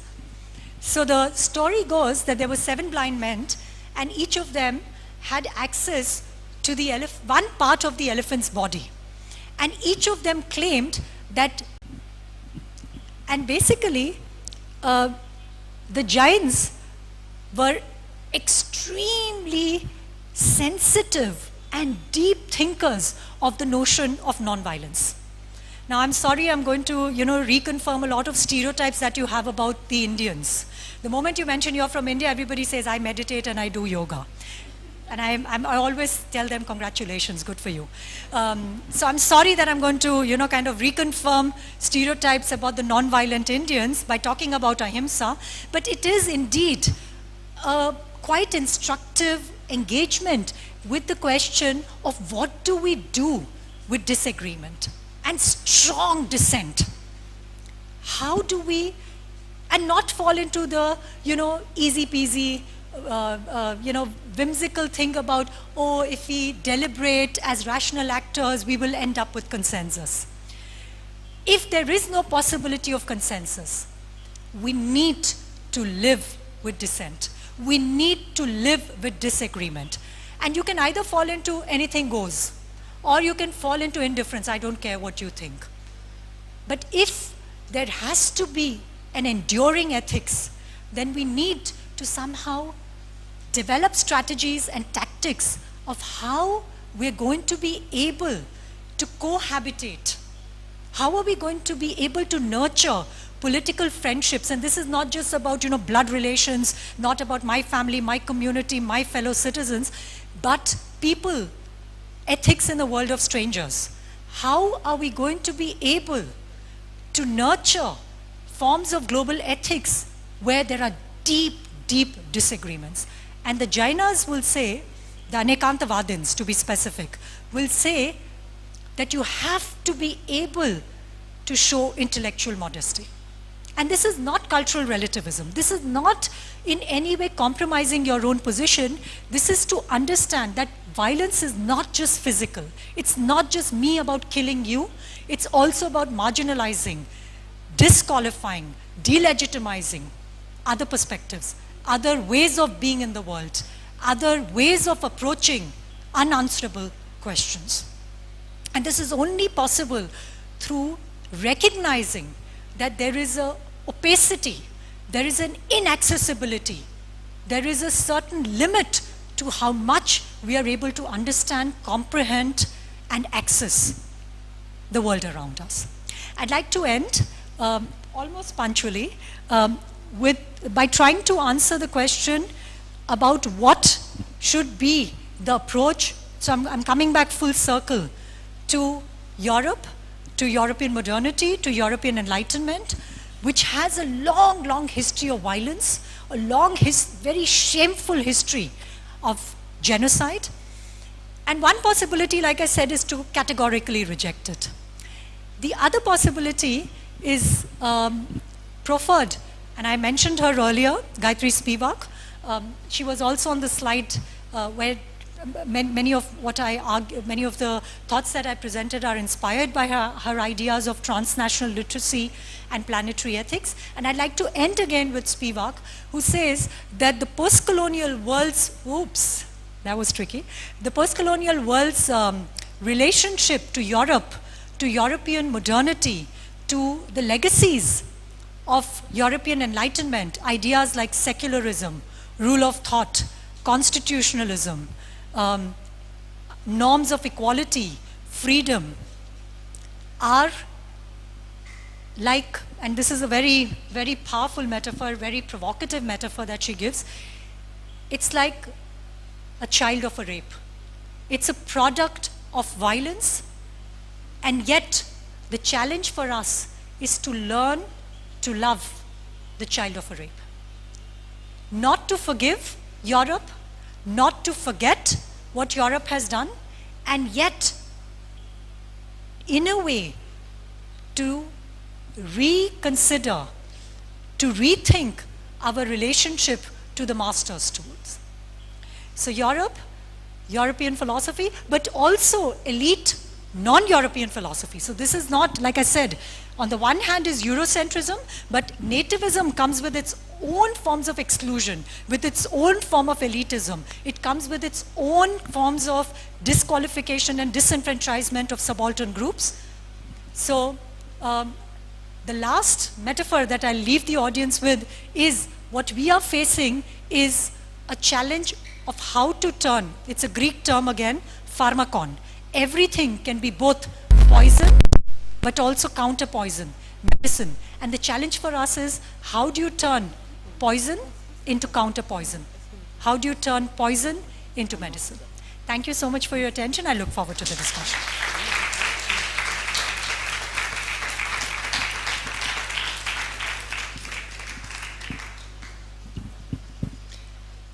Thank you.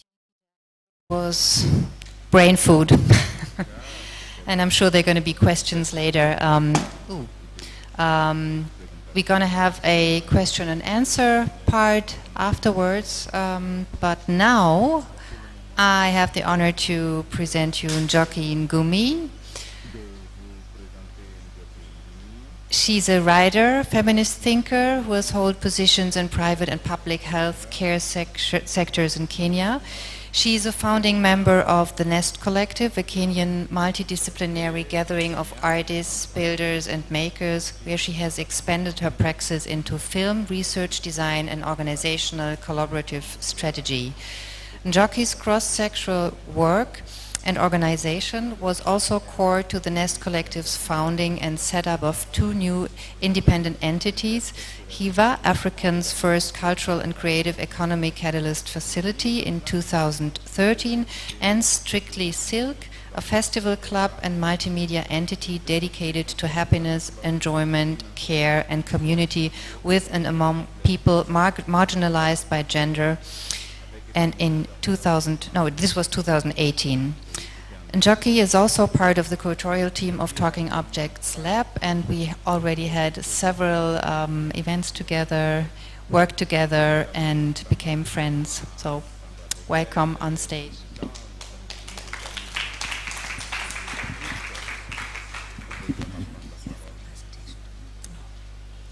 Hi everybody.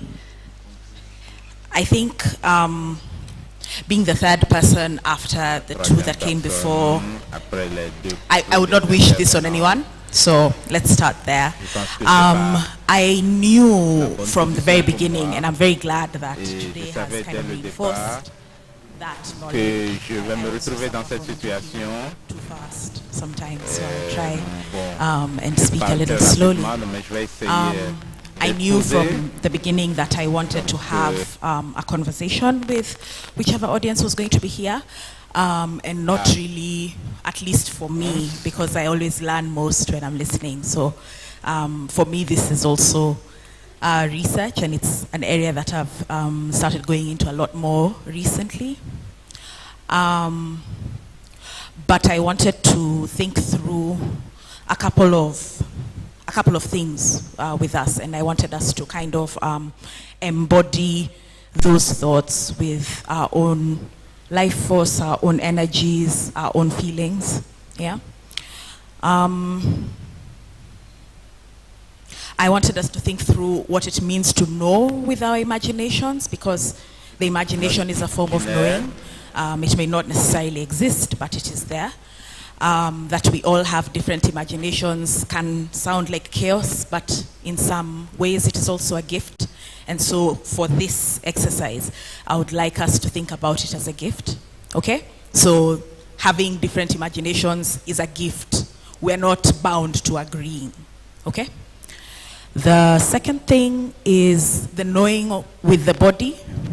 And a lot of people have been talking now about listening with intuition, being in a situation and feeling tight and tense, vis-a-vis being in a situation and being able to breathe freely, being in a situation and having a tight jaw, you know, or grinding your teeth. How many people suffer from grinding of teeth? Yes.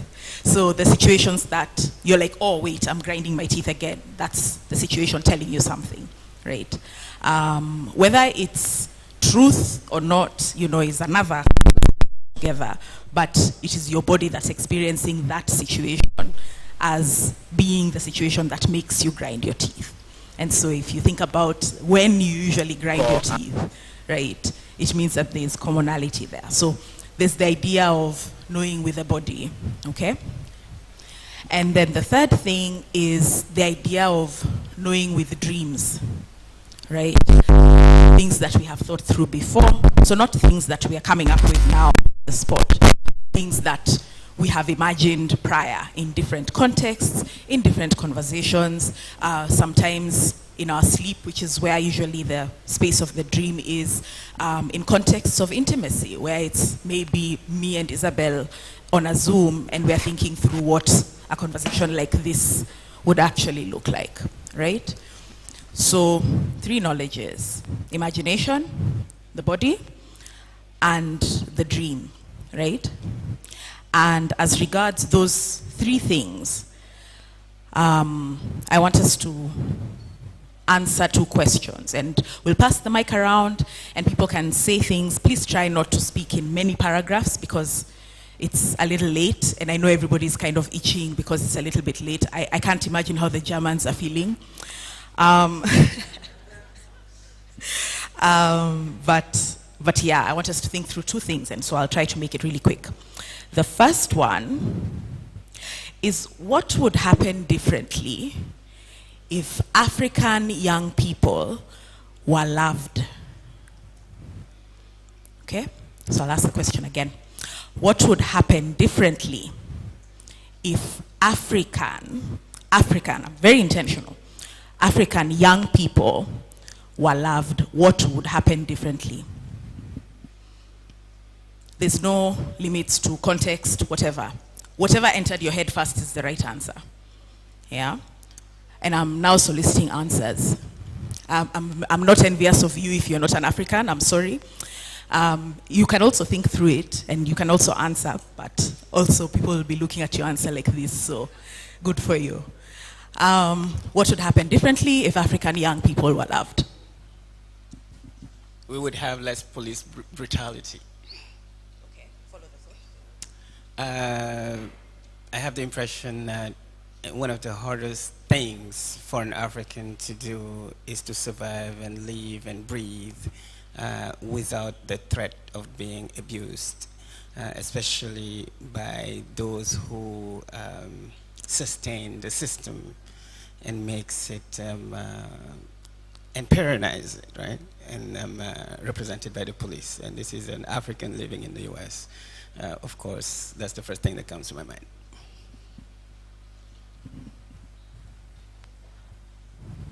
I have a question. Do you mind if I ask it? Okay. do you think it is possible to feel safe around a policing modality? I have the impression that being an African is exactly, as an African, it's almost impossible to feel safe with or without the police, right? The police is just the most visible part of the very nature of the system that was built on the dehumanization and the representation of Africans as violent bodies. So, no. I like your thought. I also want to position the idea of safety and love together, and the idea of a threat as what you're positioning as the opposite of love. And so the removal of the threat for you is the key thing in the experiencing of love by African young people. I'm hearing you correctly? Wonderful. Thoughts? Yes. Mine is just that, sorry, I'm seizing you. I think that maybe this doesn't necessarily answer the question that you asked, but I think that there is a question of language in there. Like, what happens in societies, African societies, in which our parents learned English or French or German or Spanish or Portuguese or whatever in institutions, right? And they learn corrective language, they learn the language of punishment, they learn, right? And then we have the next generation where we're growing up in English or we're growing up in Swahili or French. And there isn't a vocabulary within the home to speak things of intimacy, to speak things of love. This vocabulary has been lost because between the institution and the removal of these parents from their homes and their languages, and then the transfer of this institutional languages into the next generation of homes, I think, is it that we are unloved or we don't have a language for love? I really like that thought, the idea that, because you immediately went home, so that's interesting that the idea of love took you home. And then the idea of love also took you to the idea of bridging and being able to, you know, like when you're adding and you carry one, so you carry love forward, right? And the final bit of your question is the gaps in the language that came, because the language that came was not interested in loving us. And so it had no love to pass on, right? And so if there is no linguistic frame for love to be passed on, then where can the idea of love come from? Okay, it's a beautiful question. African young people were loved.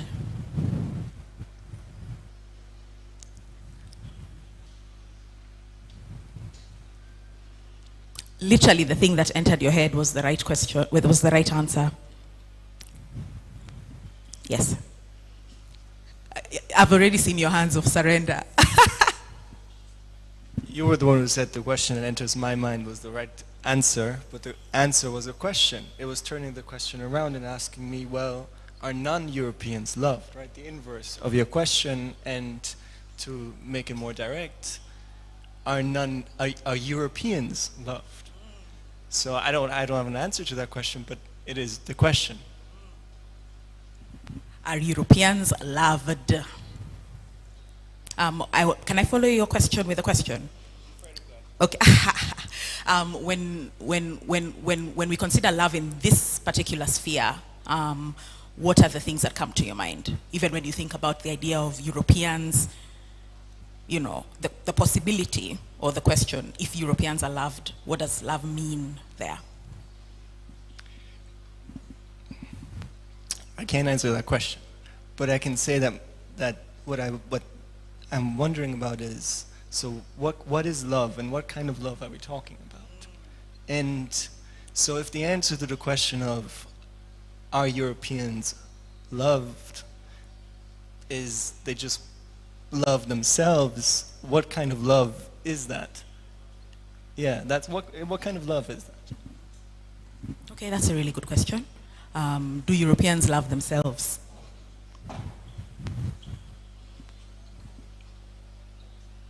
Yes.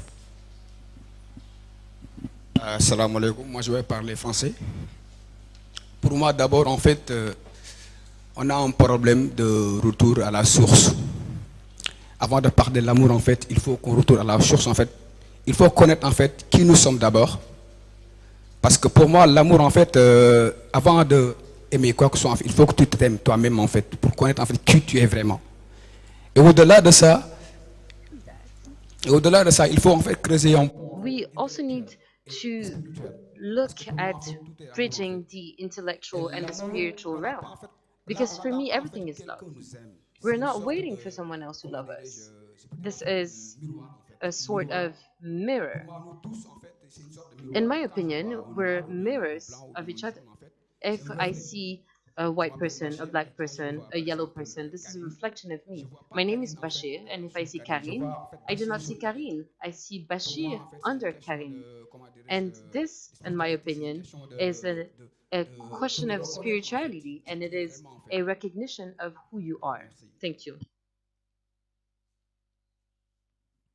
Thank you. I'll say merci, but that's really where my French ends. I have a question to follow that. I'll repeat, don't worry.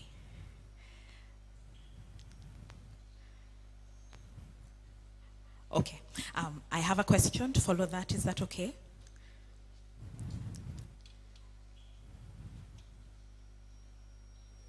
Oui. When we think about love as spirit, right, and that we are able to love ourselves completely, does this account for the gaps in the ways that different people are treated across the world? In your opinion? Merci pour cette question. Et pour moi, en fait, Thank you for this question. And to me, spirituality is not about religion.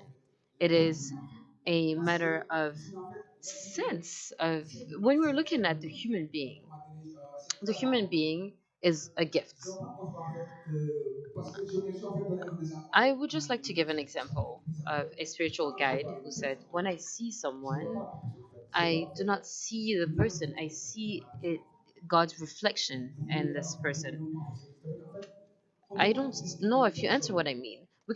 You can't hate someone, whether they're Jewish, Muslim, whatever. To me, it is the human being who reigns supreme, because you need to share and cherish this person. You need to share with this person and cherish them. There's no difference for me, you know.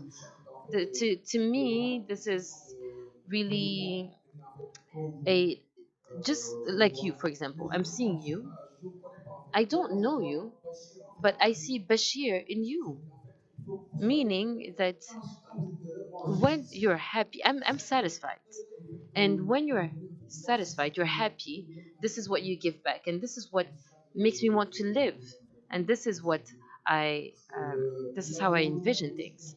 Because love is great, but we also need to be able to go back to the source. Everything you're saying, decolonizing, and all of this is a type of education. Because when we're looking at environment, water, fire, space, everything is in contact. And how do we look at decolonizing? You have fire in you, you have air in you, and all of these different elements are one. There is no difference, in my opinion. There's no reason to have different categories for human beings. Merci beaucoup. I think my main takeaway here is love as logic and love as common sense, as opposed to just kind of flying above us. And thank you so much for that thought. If African young people were loved, any more thoughts? Okay, so there's somebody at the back and then I'll come in front.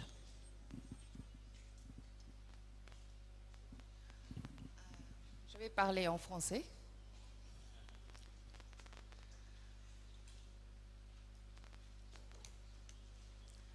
Donc vous dites si l'Africain les jeunes Africains pensent être aimés. Donc, je dirais que ces jeunes Africains seront plus africains. I Pourquoi? would like to say that these young Africans are more African. I would like to explain myself. From childhood, if I'm looking at my country, Senegal, we have training which formats us to behave as white people, if I may say so. So, this is what I want to say. So, Africans are going to be more African if they feel loved. As the other one was saying, we need to go back to the source.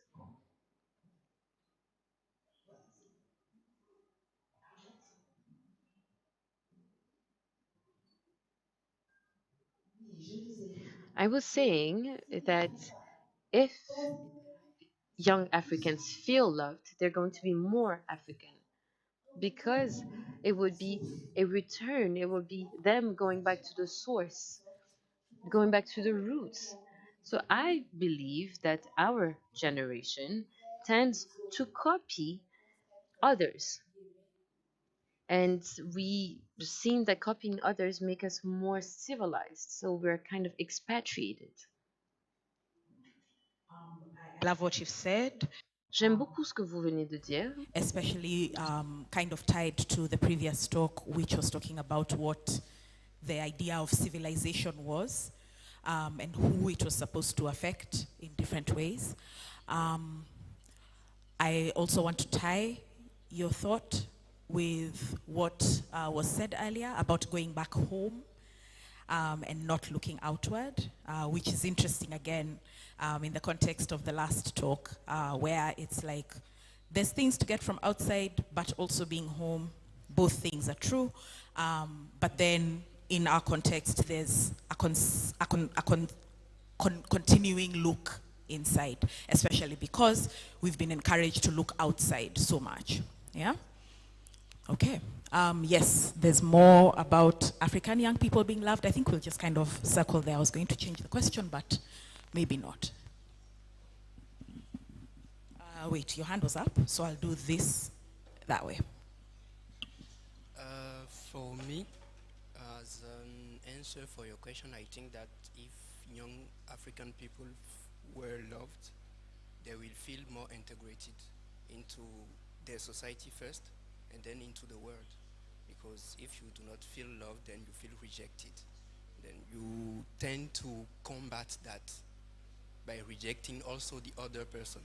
So I think this is what is maybe currently occurring, but we are kind of working towards something more, let's say, humanitarian for the world. So yeah. Do you have any examples of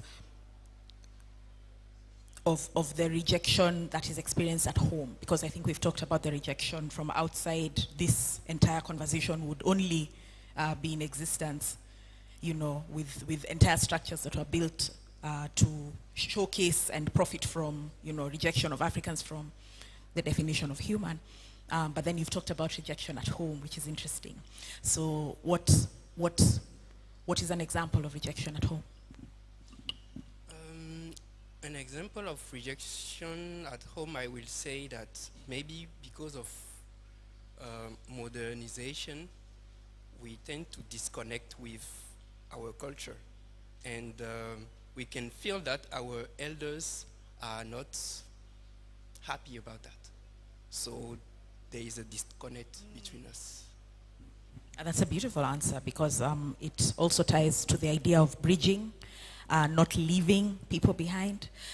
It's also made me realize that the idea of modernization has somehow escaped being, you know, colored by the idea of colonialism, right? And so we think about modernization as a separate entity entirely, when not really.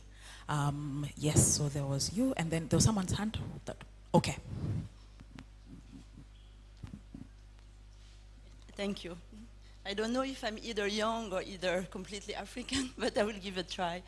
Okay, for me, the idea of love and colonialism, I mean, it's just a thought. It has something to do with religion.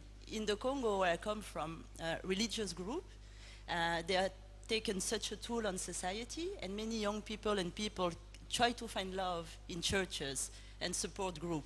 While in my view, religion and colonialism, religion was very much a tool of oppression. So I'm just wondering, is religion part of these 3 days talk about, you know, because there is politics, education, but, you know, is religion part of it?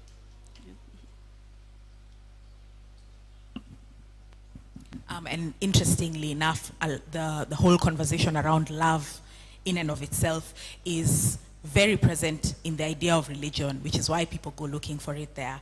But then also, if religion was a tool, one of the master's tools, like we've just had, you know, then how true is the idea of love in there?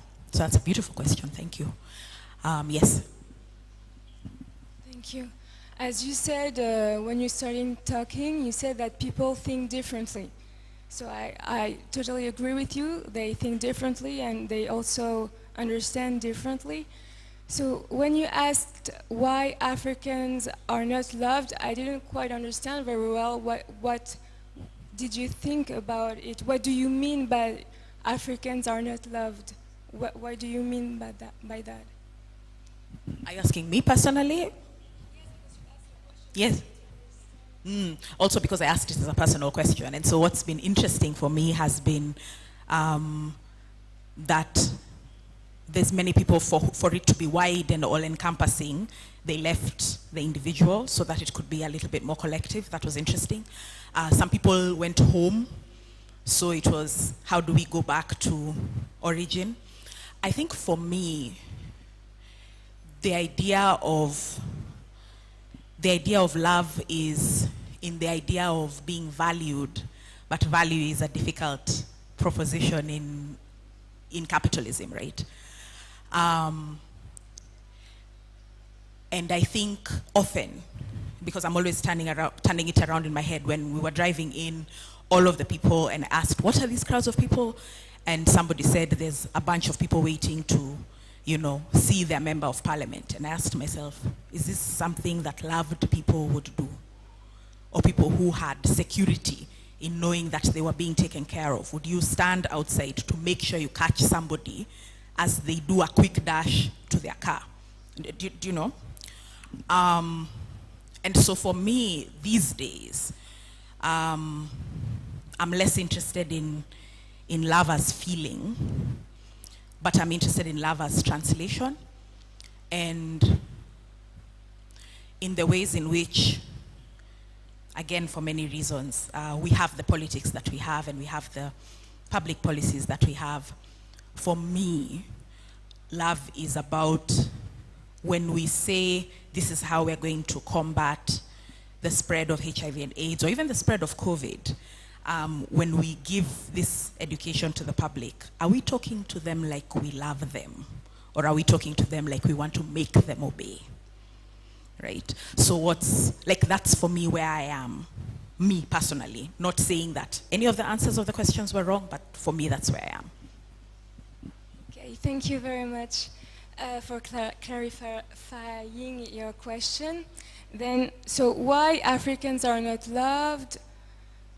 When I hear this question, I'm thinking, why aren't they not loved, but from where? Like in Africa, are Africans not loved? Is it Africans when they're in other countries, in foreign countries?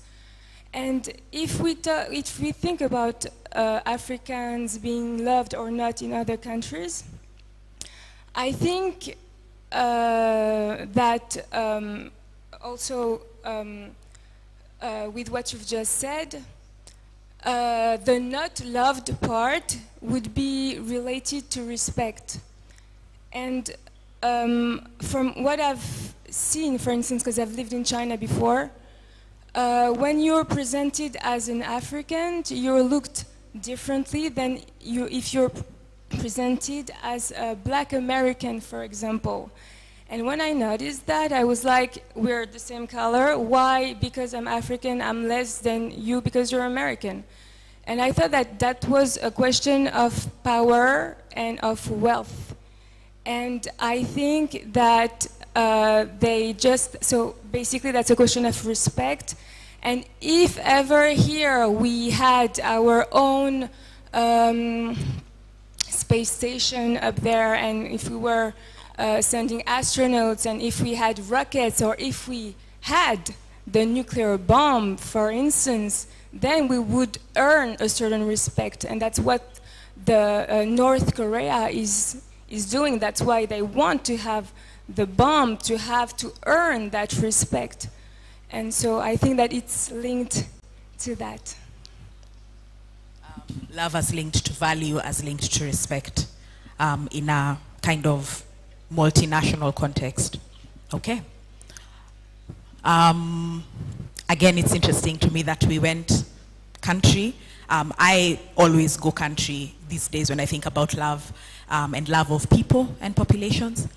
The reason that I asked this is because we are now kind of living still within a colonial dispensation, right? The nation state as a colonial dispensation. The nation state has drawn for us by people who were drawing it so they could move resources more, easier for them, right?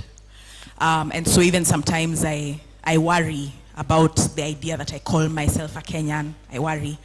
I also worry about ethnic belongings because of how those have become, and then I worry about the idea of all human beings belonging to one another, because I know on the ground that's not how it is. I love the really beautiful statement on the Indian Parliament, but that's also not how Indians live. So I worry about those kind of UN pronouncements, right? And so when I asked what would work differently, what would happen differently if young African people were loved, specifically because, and I chose that population because young African people, the development types call them the demographic dividend, but that means a bomb that's waiting to explode if they're not kind of walled off from the rest of the world, right? And it's that population that I'm interested in because of how love translates to value, translates to fear, because somebody having a bomb is somebody to be feared and watched, translates to surveillance, translates to the perception of the threat, which is why we talked about police brutality earlier, which reminded me of a conversation that I had with a friend talking about how police brutality is also quite real here on the continent, and so if Africans are not safe abroad and we are not safe at home, then where does, which again makes me think about Africans being loved, goes back to the idea of value, and I wondered, and I loved your question about, are Europeans loved? And I thought about the many times a European passport and the bearer of a European passport is treated in very particular ways, even in African countries, right? As opposed to the bearer of an African passport in a European one. And so does the European need to love themselves, or is everybody else being forced to do the work of loving them, right? So that for me is an interesting thought. And like, I guess maybe to just kind of wrap up, the idea of young people, again, is because, like, I think the average age in Kenya is 19 now. There's several African countries where the average age is 16. And so there's this faceless mass, right, of young people looking to make their way in the world. The same young people that Suella Braverman is making statements about. We are the same continent that young people are going to be shipped back to en masse. We are the same continent that a lot of people are coming home to, and so the place where people are forced to return to vis-a-vis a place where people want to go to, vis-a-vis the place where people want to stay. All of that again is, defined by forces outside of many of our control, which, all go back to the idea of how value was structured and how hierarchy was created, right? And so the idea of love and the idea of the young African person in the context of what we feel good to say when answering that question, for me, is how we build new knowledges. It's how we, learn to quote one another, both within and outside of the academy. It's how we learn to carry forward thoughts. It's how we learn to go home as well as go out. And it's, how we begin to build new futures. So that's it from me. And thank you.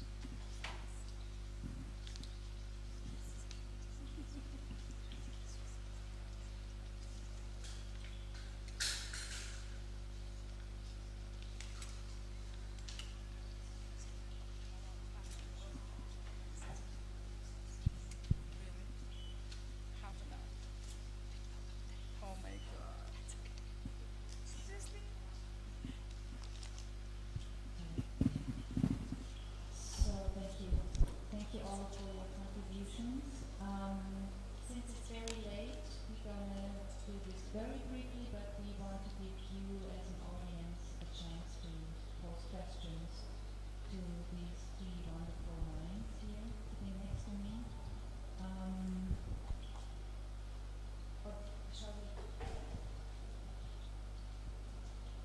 Merci beaucoup à toutes les trois pour vos excellentes contributions, très complémentaires, très diverses. Merci également d'avoir posé la question sous différents angles. Je rejoins très bien sur, et je pense que vous serez tous d'accord parce qu'on a accusé un retard monstre. On sera très bref. On vous demandera peut-être d'être très bref dans les réponses et dans les questions que vous allez poser. Mais avant peut-être de passer la parole à nos intervenants et à la salle, et je ne me risquerai pas de résumer, je ne peux pas, mais je soulève seulement quelques questions en fait qui peut-être donnent du grain à moudre et en revenant sur certains points. Si vous avez bien suivi, moi j'ai beaucoup aimé la diversité de vos propos parce qu'on a parlé de l'université, mais je dirais même des instances d'enseignement et de recherche par rapport à leur rapport avec le savoir, et surtout sur le continent africain. Especially on the African continent. I am talking about Mampenda Cham's presentation. And I'm also looking at decolonizing and how to distribute knowledge. Nikita spoke about it quite briefly, and I would like her to maybe develop on this. And when it comes to decolonizing, this is a question that is just, when we're talking about looking at things from a non-European point, and I'm looking at, this dream, this embodiment and knowledge. Overall, it seems that what we've described today, I would like to ask, what are the new ways to build new epistemology? How do we create new epistemology? How do we exhume endogenic knowledge? And this, I believe, in the master's tools is about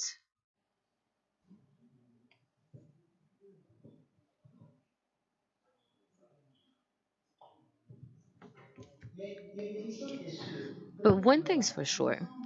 Overall, it seems that you have all talked about something that you didn't want to call out and use the right name. And in my opinion, I think that I'm thinking of Linda Tway-Smith's decolonizing methodology,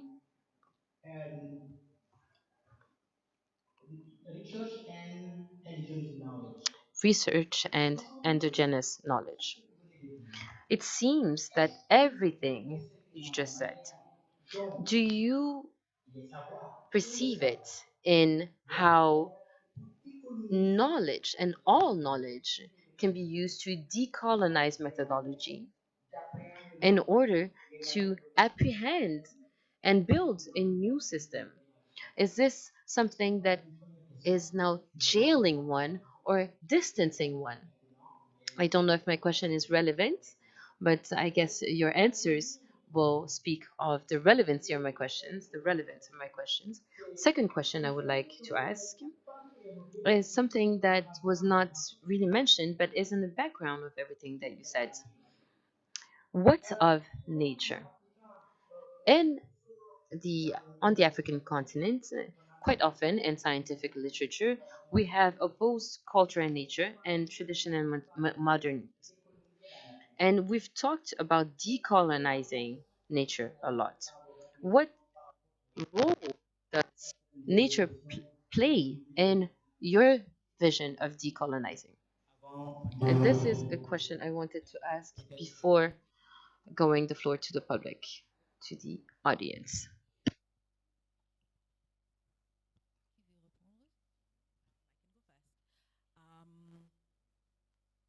I mean, I think for me, I struggle with even. Alors, j'ai du mal avec la décolonisation. Je pense que l'eau est déjà versée et que la décolonisation signifie que nous pouvons tout simplement ramasser toute cette eau versée et chaque goutte, si nous sommes là à le faire, ce travail. For me, the way I like to look at it these days, and I want to quote the scholar Kigoro Macharia, is looking at things decolonially. So understanding what is colonial about the approach and then taking a different approach, right? So that's one. I want to go back to the thought that someone shared about the idea of modernity, right? And that one of modernity's foundational differences from the ways in which we used to live was, you know, the lack of mass industrial approaches to anything, and that growth for growth's sake was not a thing that we worshipped. And so when we look at our approach to nature that way, where it's okay if you know, a rainforest disappears, it's okay if we need to come at it from where we start valuing the thing that replaces this forest in the ways that we do. So instead of accepting the colonial approach as inevitable, you know, what does an approach that doesn't value the same thing look like, right? And I think maybe for me, because I really loved the conversations that I had before, and I love the idea of making knowledge not belong to one person, taking time to listen, especially to one another, is really key in the idea of anti-colonial approaches, not like reversing coloniality, but revoir la colonisation, mais plutôt de vraiment continuer à voir les choses de manière décoloniale. parce qu'il s'agissait de punir des gens qui ne faisaient pas les choses d'une manière spécifique, de ne pas faire du commerce avec qui nous avons décidé, de ne pas faire du commerce avec les devises que nous avons décidé. Donc, il s'agissait vraiment, la colonisation vraiment consistait à punir les gens. Donc, la décolonisation consiste à adopter des différentes approches, et je pense que les personnes qui ont parlé avant moi étaient beaucoup plus éloquentes dans cette approche pluridisciplinaire. Merci beaucoup, Nkoji. I'm going to be very brief. I believe I've taken so much time already. I'm going to be very concise. And I would like to talk on decolonizing nature. I just want to remind that this Western modernity really can start with Descartes, who said Possesseur de la that nature. being a On peut master and aussi owner of penser et nature. réfléchir à We ce qu'on can a also appelé, entre guillemets vraiment, at la what we découverte des nouveaux call mondes, the la discovery, 1492, very Christophe Colomb qui quote unquote, arrive the et discovery of new worlds tout with cet Christophe. extractivisme, toute cette violence par rapport à des ressources naturelles, cet écartement littéralement de l'humain qui devient juste un moyen pour atteindre ou mettre en place un To modèle an end for capitalistic and extractivist reasons. So this is what really left us with this. I know that I was very theoretical in my presentation, but we cannot look at decolonizing with practical questions. This imperialistic and colonialistic process is deeply linked in nature. And this relationship with nature is very violent. The same violence that was on humans is the same violence that we now have on nature. So, decolonizing our spirits, decolonizing our experiences, we need to change and transform this, and we need to transform nature. And this is why we're talking about endogenous knowledge. And this is why we're talking about knowledge, plural knowledge, from India, Southeast Asia, from Africa, etc. So, beyond Western knowledge, beyond Western science, beyond Western techniques, which have been very useful, but also very violent. And this is why it is important in these discussions to look at new ontologies and have new relationship with the living, the non-living. And this is why it is very important to know Latin American, Asian, Indian, African answers are answers that we need to rediscover. We need to give valuation to, promote, and highlight them and give them priority so that these solutions are the ones that we adopt. They are the ones that we need to implement. In my opinion, Western answers, initiatives are really going to correct, but marginally correct, an already biased system, because this is the root of epistemology. So we need to go from local knowledge. We're not looking at folk and anecdotes. We need to have very astute knowledge, not only for the survival of human beings, but survival of the earth. When in Germany there are floods, the cause comes from very far. And there is a direct link between flooding and climate change with man made actions from multinational companies in other parts of the world. So, this conversation is very pragmatical, it is very tangible, it is linked to fossil fuels, it is linked to natural resources, and it is linked to this hoarding of resources. It seems that some societies are not boasting skyscrapers, etc., are looking at sobriety and sharing. That doesn't mean that our societies are virtuous when it comes to nature. In our own context and our practices, we are also harming nature. So it really is about how do we step away from this extractive, this very voracious system, and how do we look at practical and epistemologic and ontological aspects. And let's not say that there is a real dichotomy between the West, which is radical with nature, and a very virtuous Africa.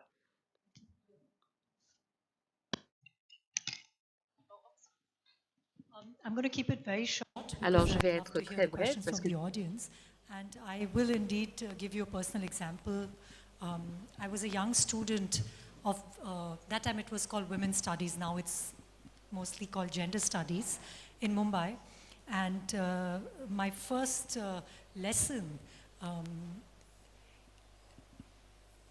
my first encounter with ecofeminism mon in the premier 80s contact avec was this l'éco example of the Chipko movement. hein, So this was at the concernait foothills of the le mouvement Himalayas, Chipko where au pied des Himalayas, de l'Himalaya, où des femmes extrêmement pauvres. Il s'agit vraiment de femmes qui n'ont pas de biens fonciers, qui sont vraiment living at the foothills dépossédées, of the qui Himalayas, sont the land complètement was laissées sold to a huge pour soi, logging company, eh bien, and they came se to sont cut down vues, the trees. elles étaient And fermières. these women, because they Et les lived terres from the qu'elles produce cultivaient of the ont été forests, vendues à des went sociétés very d'exploitation de bois. spontaneously Et and étant donné hugged que the ces trees. femmes And there are still vivaient de photographs cette of forêt, these. eh bien, se sont I mean, retrouvées à I'm repeating the word poor embrasser for the les arbres. fifth time, but I Et just je want the répète ce audience to mot, have an vraiment image pauvre, pour of la these women 5e who fois, had mais je veux nothing, vraiment que just vous puissiez tattered vous clothes imaginer. on their body, hugging these trees to stop the loggers to come to cut the trees. And this was such a watershed moment for me because I was brought up in a context where when we thought about politics, when we thought about leadership, when we thought about, the imagery of intellectuals, when we looked for inspiration, it was mostly very eloquent men who had great mastery over I just stood there and, talked about whether Europeans, the question whether Europeans are capable of complex thinking. And this act of going and hugging the trees was, for me, such a watershed moment because it was so instructive to learn how powerful people can be who have nothing. And they changed my idea of politics. They changed my idea of intervention. And this was, of course, non-violent struggle because these women, of course, didn't have access to nuclear weapons. They didn't have access to guns. They didn't have access to except for their bodies. And what they did was put their bodies between the trees and the loggers saying, if you kill the trees, there's no chance of survival. And this was a paradigm shift for me. And this is what I haven't answered your question in any way, Malik, but no money back guarantees. So I would just like to leave this image with you all and this example with you all about how, and again I'll go back to Spivak, we need to learn from below. And we need to rethink the relationship between us transnational elites and those who are excluded from what we consider to be the political, the ethical, and the aesthetic sphere. Thank you. Thank you all. It's interesting. So we talked a lot about emotions also tonight, and you now come back with the image of women hugging trees. You talked about the necessity of loving the raped child, what you did with all of us, the session you did. So is decolonial labor also emotional labor? Are there any questions from the audience?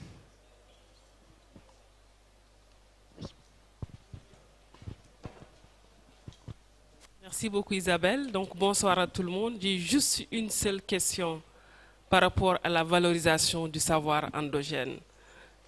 Sachant qu'on est des sociétés. Knowing that we are hybrid societies, when we're looking at African societies, our societies have really experienced external bodies, religion,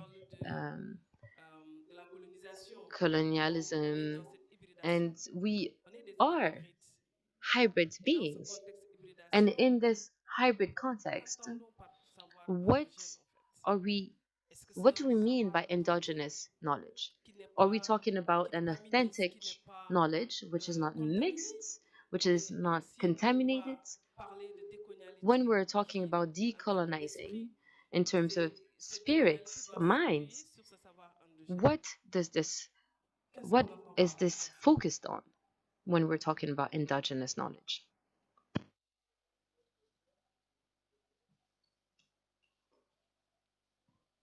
On prend peut-être une autre question. Maybe we can gather one last question. Is there one last question, maybe? Thank you so much. I think it was really inspiring. Merci beaucoup. Alors, c'était vraiment très inspirant pour moi. Je vais poser ma question en anglais parce que Link between what Mame Pendaba said and you. You were explaining a bit the reaction of people who were colonized towards their colonial masters. Either they completely assimilated, you called it mimicry, or there was a counter mimicry. I would argue that there's even maybe a third approach or way, which we can see nowadays very often, when we look at, I don't know, people in power, for example, in India, Modi, who has a very strong Hindu nationalistic discourse, who picks out certain, I would say, Indian traditions, or at least that's what he's saying, and then, you know, also using certain, let's call them Western principles, market ideas, extractivism, and so on, to mix them up. And maybe to link this to what Mame Pendaba said, because she mentioned at one point, you know, a decolonial university needs to reconciliate these different knowledges. So let's call it the Western knowledge, or the knowledge of the global North and of the global South. If this is the reconciliation that we're talking about, that this is the worst kind of solution and answer to this.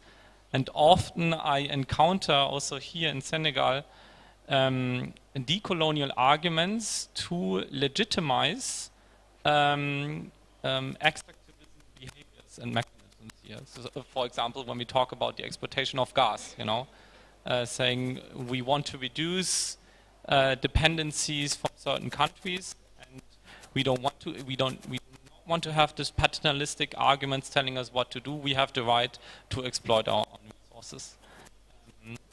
I don't know, this was just crossing my mind. Maybe you could answer to this a bit. Thank you. There was one more question, and I always find questions more important than answers.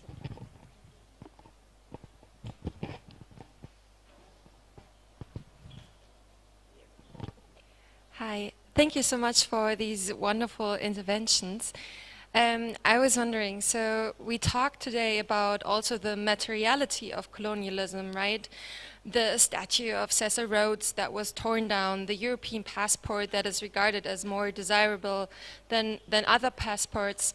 So I was wondering, how do we deal with the materiality and the long-lasting impacts of the material infrastructures of colonialism? Like, do we burn them down? Do we tear them down? Like, what could be an approach here? Merci. Je pense qu'on peut passer aux réponses. On commence par Njoki. I'll do two sentences. The first one, I think, for me, the idea of the endogenous is about who is at the center and who to be at the center, and who does not have to justify the journey to the center. So when we look at the world from our perspective, not take on the perspectives of others as knowledge. So that's what I'll say. Maybe the panelists will have different thoughts. I really love the idea of these are our resources to destroy. I mean, obviously I don't agree, as regards the destruction of resources, but I will say that sovereignty starts in some places, it may end somewhere else. And so one of my arguments around museum objects, for instance, is that it is not anybody's business what happens to the object once it crosses the border. It's not. If we decide we want to ban it in the airport, it's actually ours and we can. And so the question should be, why does the world exist in such a way that profiteering can only be done in this way? And if we walk back further, who designed the idea of profiteering in the first place? So beyond even the idea of having to destroy resources, the resources are being destroyed for a reason, etc., etc. And for me, I like to go back to as close to the original sin as possible, because asking the question at the end of the value chain and not the beginning, to me, is not a fair way of engaging. And then the idea of, do we destroy everything? There's a part of me that says yes. There's a part of me that says, let's start with honesty. And for me, the honesty is that this system was made to benefit some people. It was made to benefit some people multi-generationally into the future at the expense of others. And without acknowledging that the system that harms and oppresses some is vastly beneficial to others who will not give up the benefits easily, right?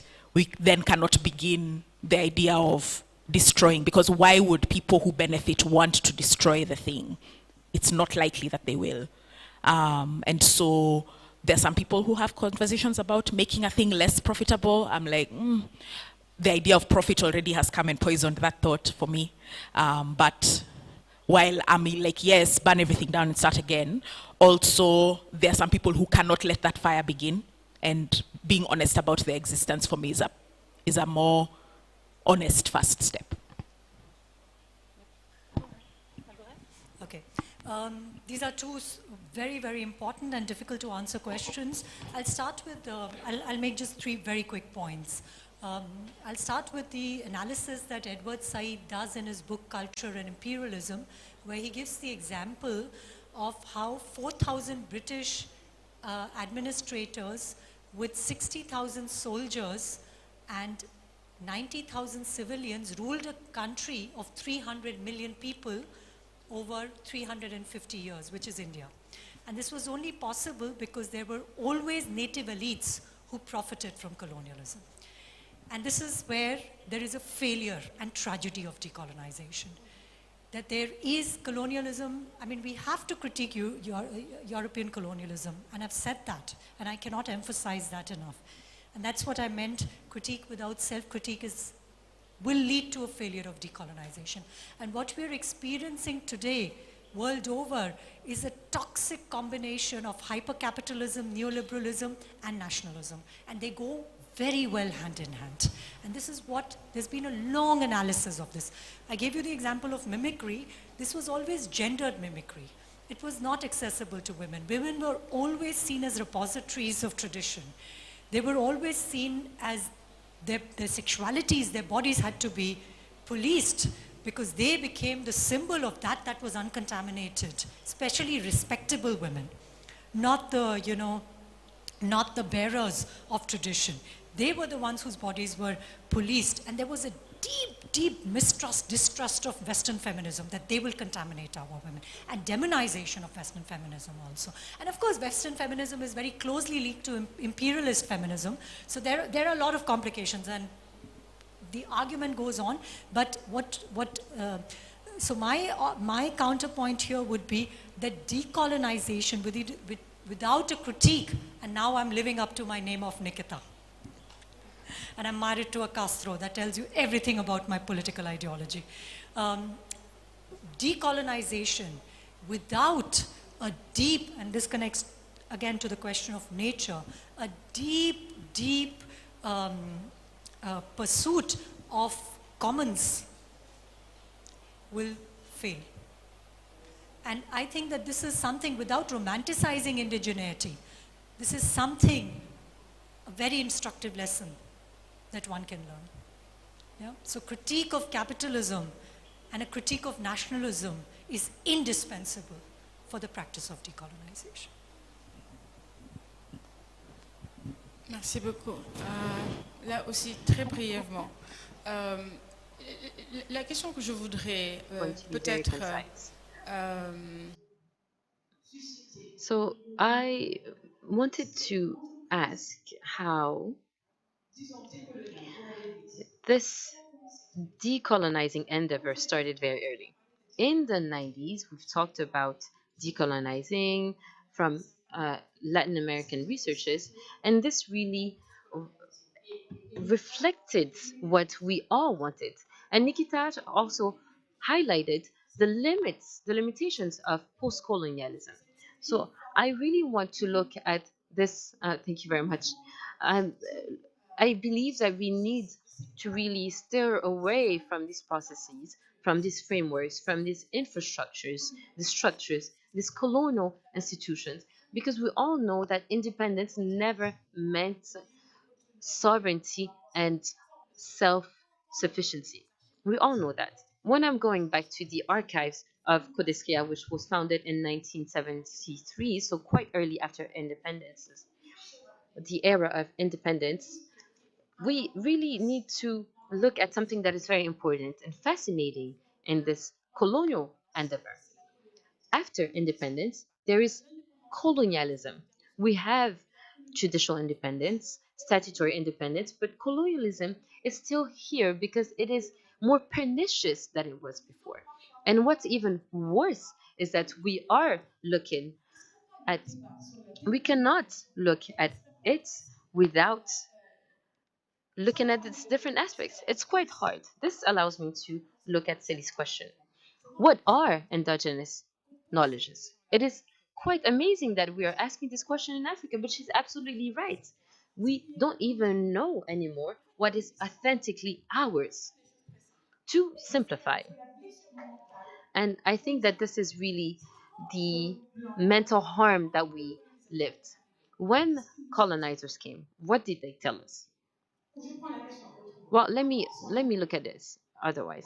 Before colonizers came, we were doing agriculture, we were herders, we were fishermen, we had architecture, we had law, we had historians, we had health takers, healthcares, we have healthcare workers, we had different ways of looking at nature, we had different ethical ways, we had ways to look at consensus, we had ways to look at delegation, political succession. We looked at all these different questions. And when colonizers came, we didn't know how to look at these questions anymore. We didn't know. Well, today, we can only look at these issues through a Western lens. Because not only is that what was introduced for decades and centuries, because everything that we had was humiliated. We need to always remind that with colonizers came preacher men, but also teachers. So schools are also very violent because in schools we unlearned how to speak our own languages. If you remember, in schools you were humiliated and punished. You were wearing a donkey's hat whenever you spoke your own language in your school, in your classroom. When we're talking about dehumanizing, the little boy, the little girl who dare speak their own languages is then being treated like a donkey. And the same process is not only African, it is also in the establishment of nation states in the West, French, Chinese, etc. So this is very violent. And in its violence, you're forgetting. And I really like Njugi when she spoke about love and and violence. Love as value, as giving value to someone. Our languages were not promoted. Our history, we were told that science has to be written, and our historians or spoken historians. So there were standards for control and verification. And when you do not correspond to said standards, then you do not think. So what you're doing is something else. And they told us it needs to be very clear. It is, yes, you have wisdom, it's very interesting, it's profound, etc. But this limit is very clear. You do not think because you're not able to think. And if you want to think, and this is the poem I was reading later, if you aspire to do it, then you will attain it. But you need to be very strong. And you need to be very, very, very strong. And you need to think. And thinking is thinking like the white man. And we have desperately tried to look like this Western man or woman. And our indigenous knowledge are here. We do not know them anymore. I do agree that we need to bring endogenous knowledge in universities, but how am I going to do it? Who am I going to do it with? We've talked about caretakers, and we are not being told that our traditional healers are healers. No, we're looking at professors, doctors. In Senegal, we do not have a law on traditional medicine. There is a division within the Ministry of Health. And Asian countries, you do have traditional medicine in universities. And if you're faced with a patient, you're going to have different options because they have love for their own knowledge. They have love for their own languages. I cannot teach in Fulani. I cannot teach in Wolof. I cannot teach political science in my own countries. And every time I try to think about democracy in Wolof, I cannot even begin to tell you what happens. When we're talking about responsibility, etc., etc., I'm going to stop here because Isabel is going to hit me at some point. But, languages are not just folk. They really beg us to think about questions which are radically different. And in our university, 63 years later, we cannot. And I have colleagues who are really that are quite shocked when our students speak in other languages than French. And everyone says that these students are not smart and they do not even have neural connectivities. They do not have synapses because they cannot speak in French. And this is why Ngugi was very interesting. When I have students and when I'm facing students, and we have this kind of we have this teasing between different ethnic groups here that is very amicable. And I'm going to look at them as human beings.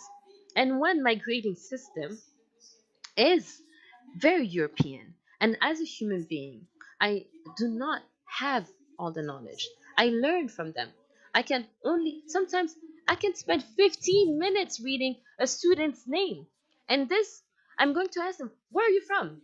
And this student is going to teach me about my own country because they are Senegalese, but I never heard their name before. And they're going to teach me about geography and culture and social aspects. But when teachers and professors love the students, you're not in a classroom anymore. The fear of grading it then just dissipates.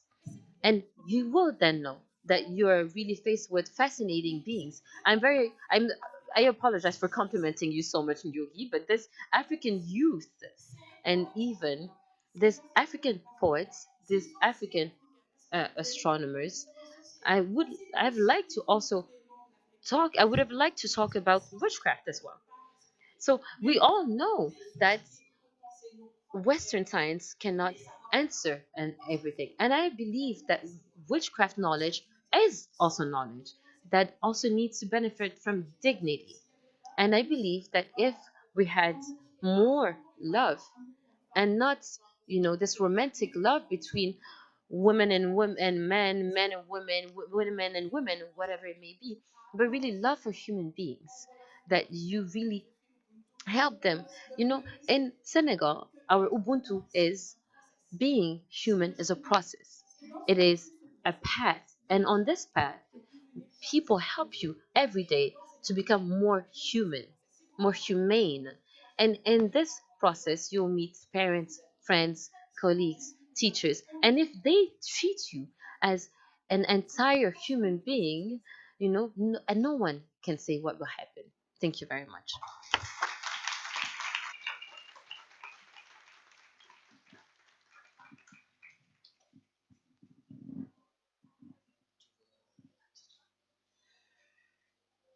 Isabelle et moi, vous... Isabel and I would like to ask you all to clap for them once again, applaud them.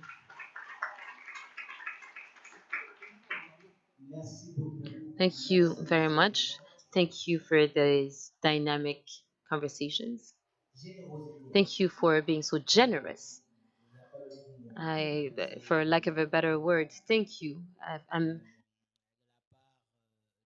and the curation group. I would like to thank you. Thank you very much. And I think that we've finished. We are now finishing with a vital question. Where can we find endogenous knowledge, and where we find it is it not corrupted? I believe that this is a legitimate question, and I believe that this pertains to transition. If I may say, if we're looking for endogenous knowledge, we're going to look for them in institutions that we want to decolonize, museums, everything that we want to say on health, on equilibrium, on knowledge, on know-how, and the world representation are in objects. And these objects, for the most part, were collected during colonial times and were not captured in the potential of the knowledge they boast, but are here today. And this is a good transition because we're going to ask Henri Sagna, if he's here, to please come and share a few words on his objects, these objects that boast a lost knowledge. For those who are Senegalese or live in a surrounding area will know what this is about. And right after, we're going to go with music before going for a cocktail. Henri, you have the floor.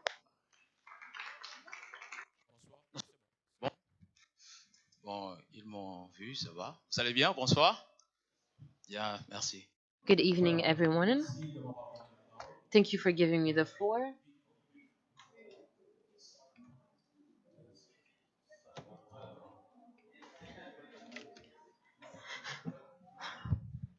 I'm quite nervous, really. Could you please repeat your question, Mr. Ndai? Could you talk to us about your exhibition? Thank you. So about my installation, my art installation, I would like to first and foremost thank Talking Objects, Isabelle, Mr. Njai, and Talking Objects whole team. I went in underground for the first time, and I was quite taken aback by what I saw in the basement. It was quite pleasing because I did design, sculpture, and this really was amazing to me. I chose an object, which is a water jug, and I saw a small information sheet which did not have enough information. Then I went back again, and I was really mesmerized by this same object again for a second time. So I said that there must be a link with this object, so I'm going to communicate with this object and see how to manage this. I remembered that in the village we would use this cannery to drink water, to also uh, do to talk to water, because apparently water has memory. And when you're talking to water, well, incantations and mantras that you will speak into the water, water will then react based on what you just said. You can be very calm, very docile, and water can then react based on what you just said, depending on how it was called upon. It really depends on your approach to water. Our ancestors used water for incantations, for mantras, for libations, and others use water for mystical showers, if I may say so, um, because water is mystical. We're talking about Mamiwata, for example. We're talking about water because, we spill water before going into the sacred woods.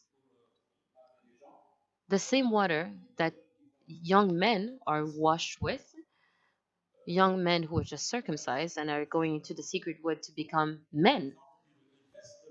So water is spilled in front of a house before leaving, before traveling.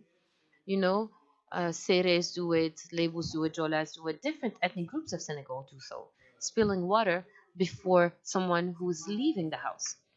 And I thought to myself, in order to decolonize this way of doing, I'm going to reconnect this object to present times. We're talking about global warming, we're talking about hydraulic stress.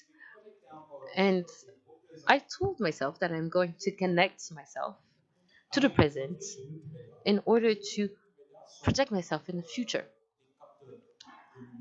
We have multimedia objects such as light captors, sound captors, and video captures.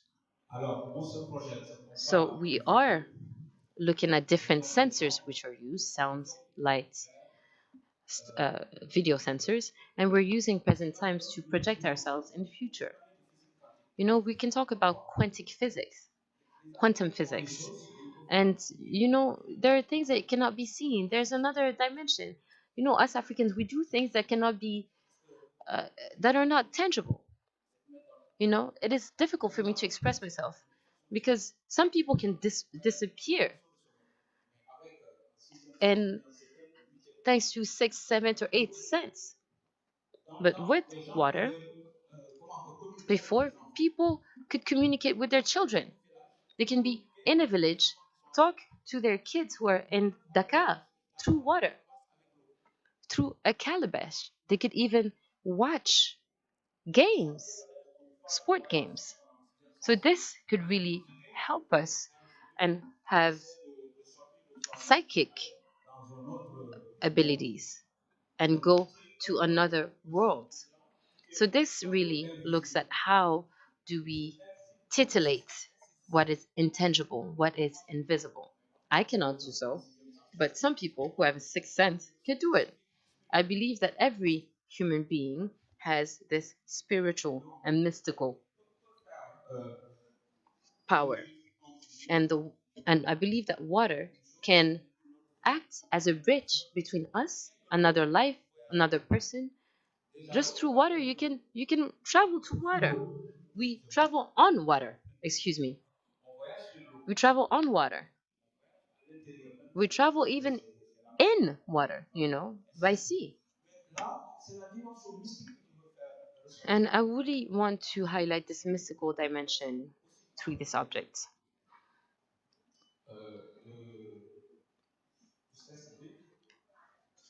And this really, my work aims at talking about hydric stress, water stress, and global warming, as well as water management. How do we manage water in the future? How do we perceive water by 2050, for example? How do we perceive water management not at the individual level, but at the community level? Africa can also manage that because we forgot in our. I believe that we need to go back to our traditions, reconnect, and project ourselves again. We cannot also just get away from our traditions. I do not know a lot, but I have talked with many people who have talked to me about water and other dimensions. I cannot say everything here, but what I can say is about canaries. And canaries spoke to me and told me things that I can share with you. They told me that our future is quite precarious. And without water, there's no life. Thank you. Thank you, Henri. So a bit of music in order to finish this exhibition's opening as well as the conference inauguration. Thank you very much for your time, and please forgive us for reporting. To wait. Je pense, To be back the next. je pense que l'attente en valait la peine et bienvenue pour les prochaines journées. Merci.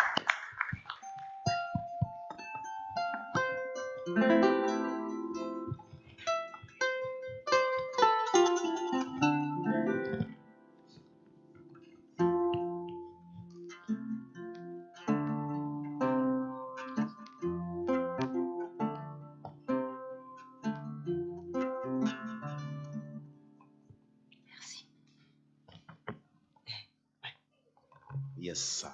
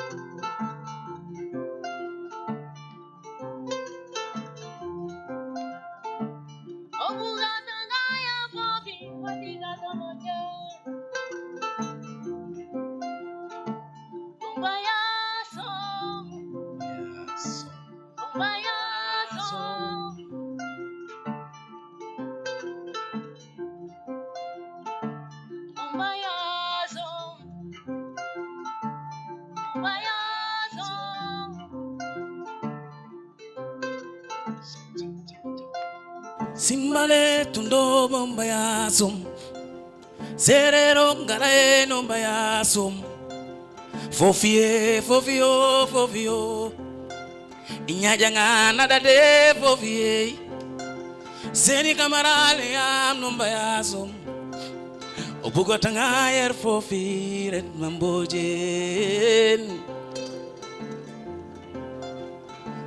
Obugotanga yer fofi hodigat kambochen Obugotanga yer fofi hodigat kambochen.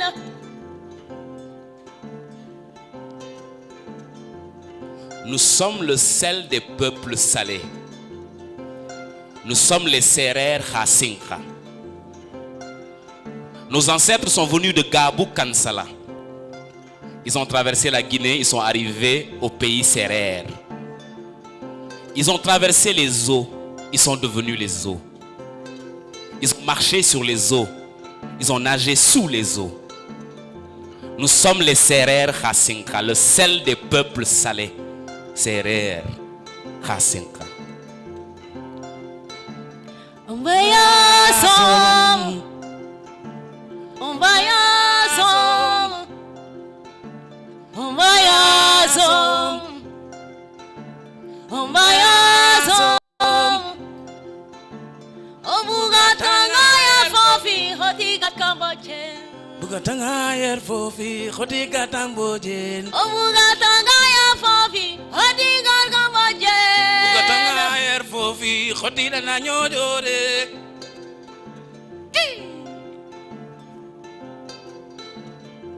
Est-ce qu'on peut juste faire? C'est pas compliqué. Ok, 1, 2, 3, on y va. On peut bouger les épaules aussi. On va essayer de désintellectualiser pour sentir dans le corps. Soyez pas coincés, laissez-vous aller. On y va. Simala dondo Aduna jafewule Fayal sa xel be Tijil sa xol be Aduna jafewule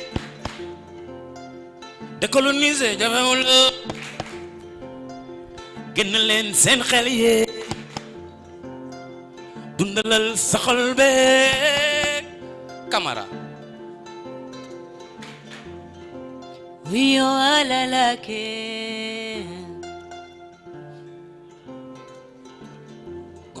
Sirango jomake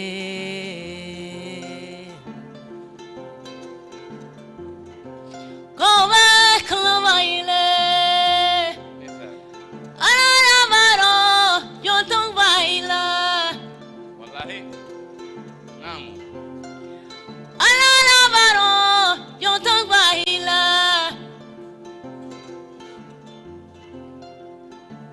Ombayaso Ombayaso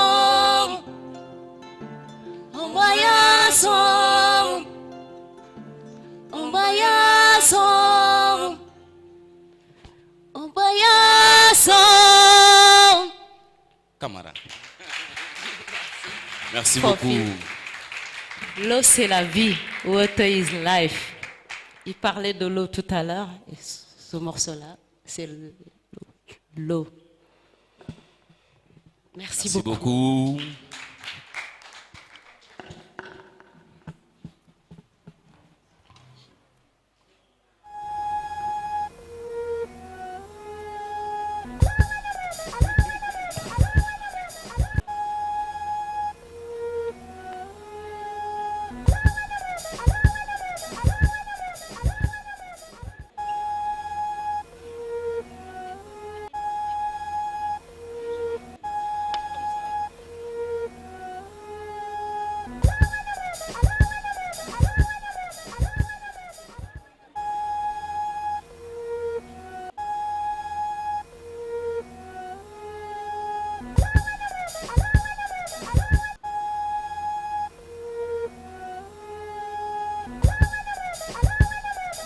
Tiens.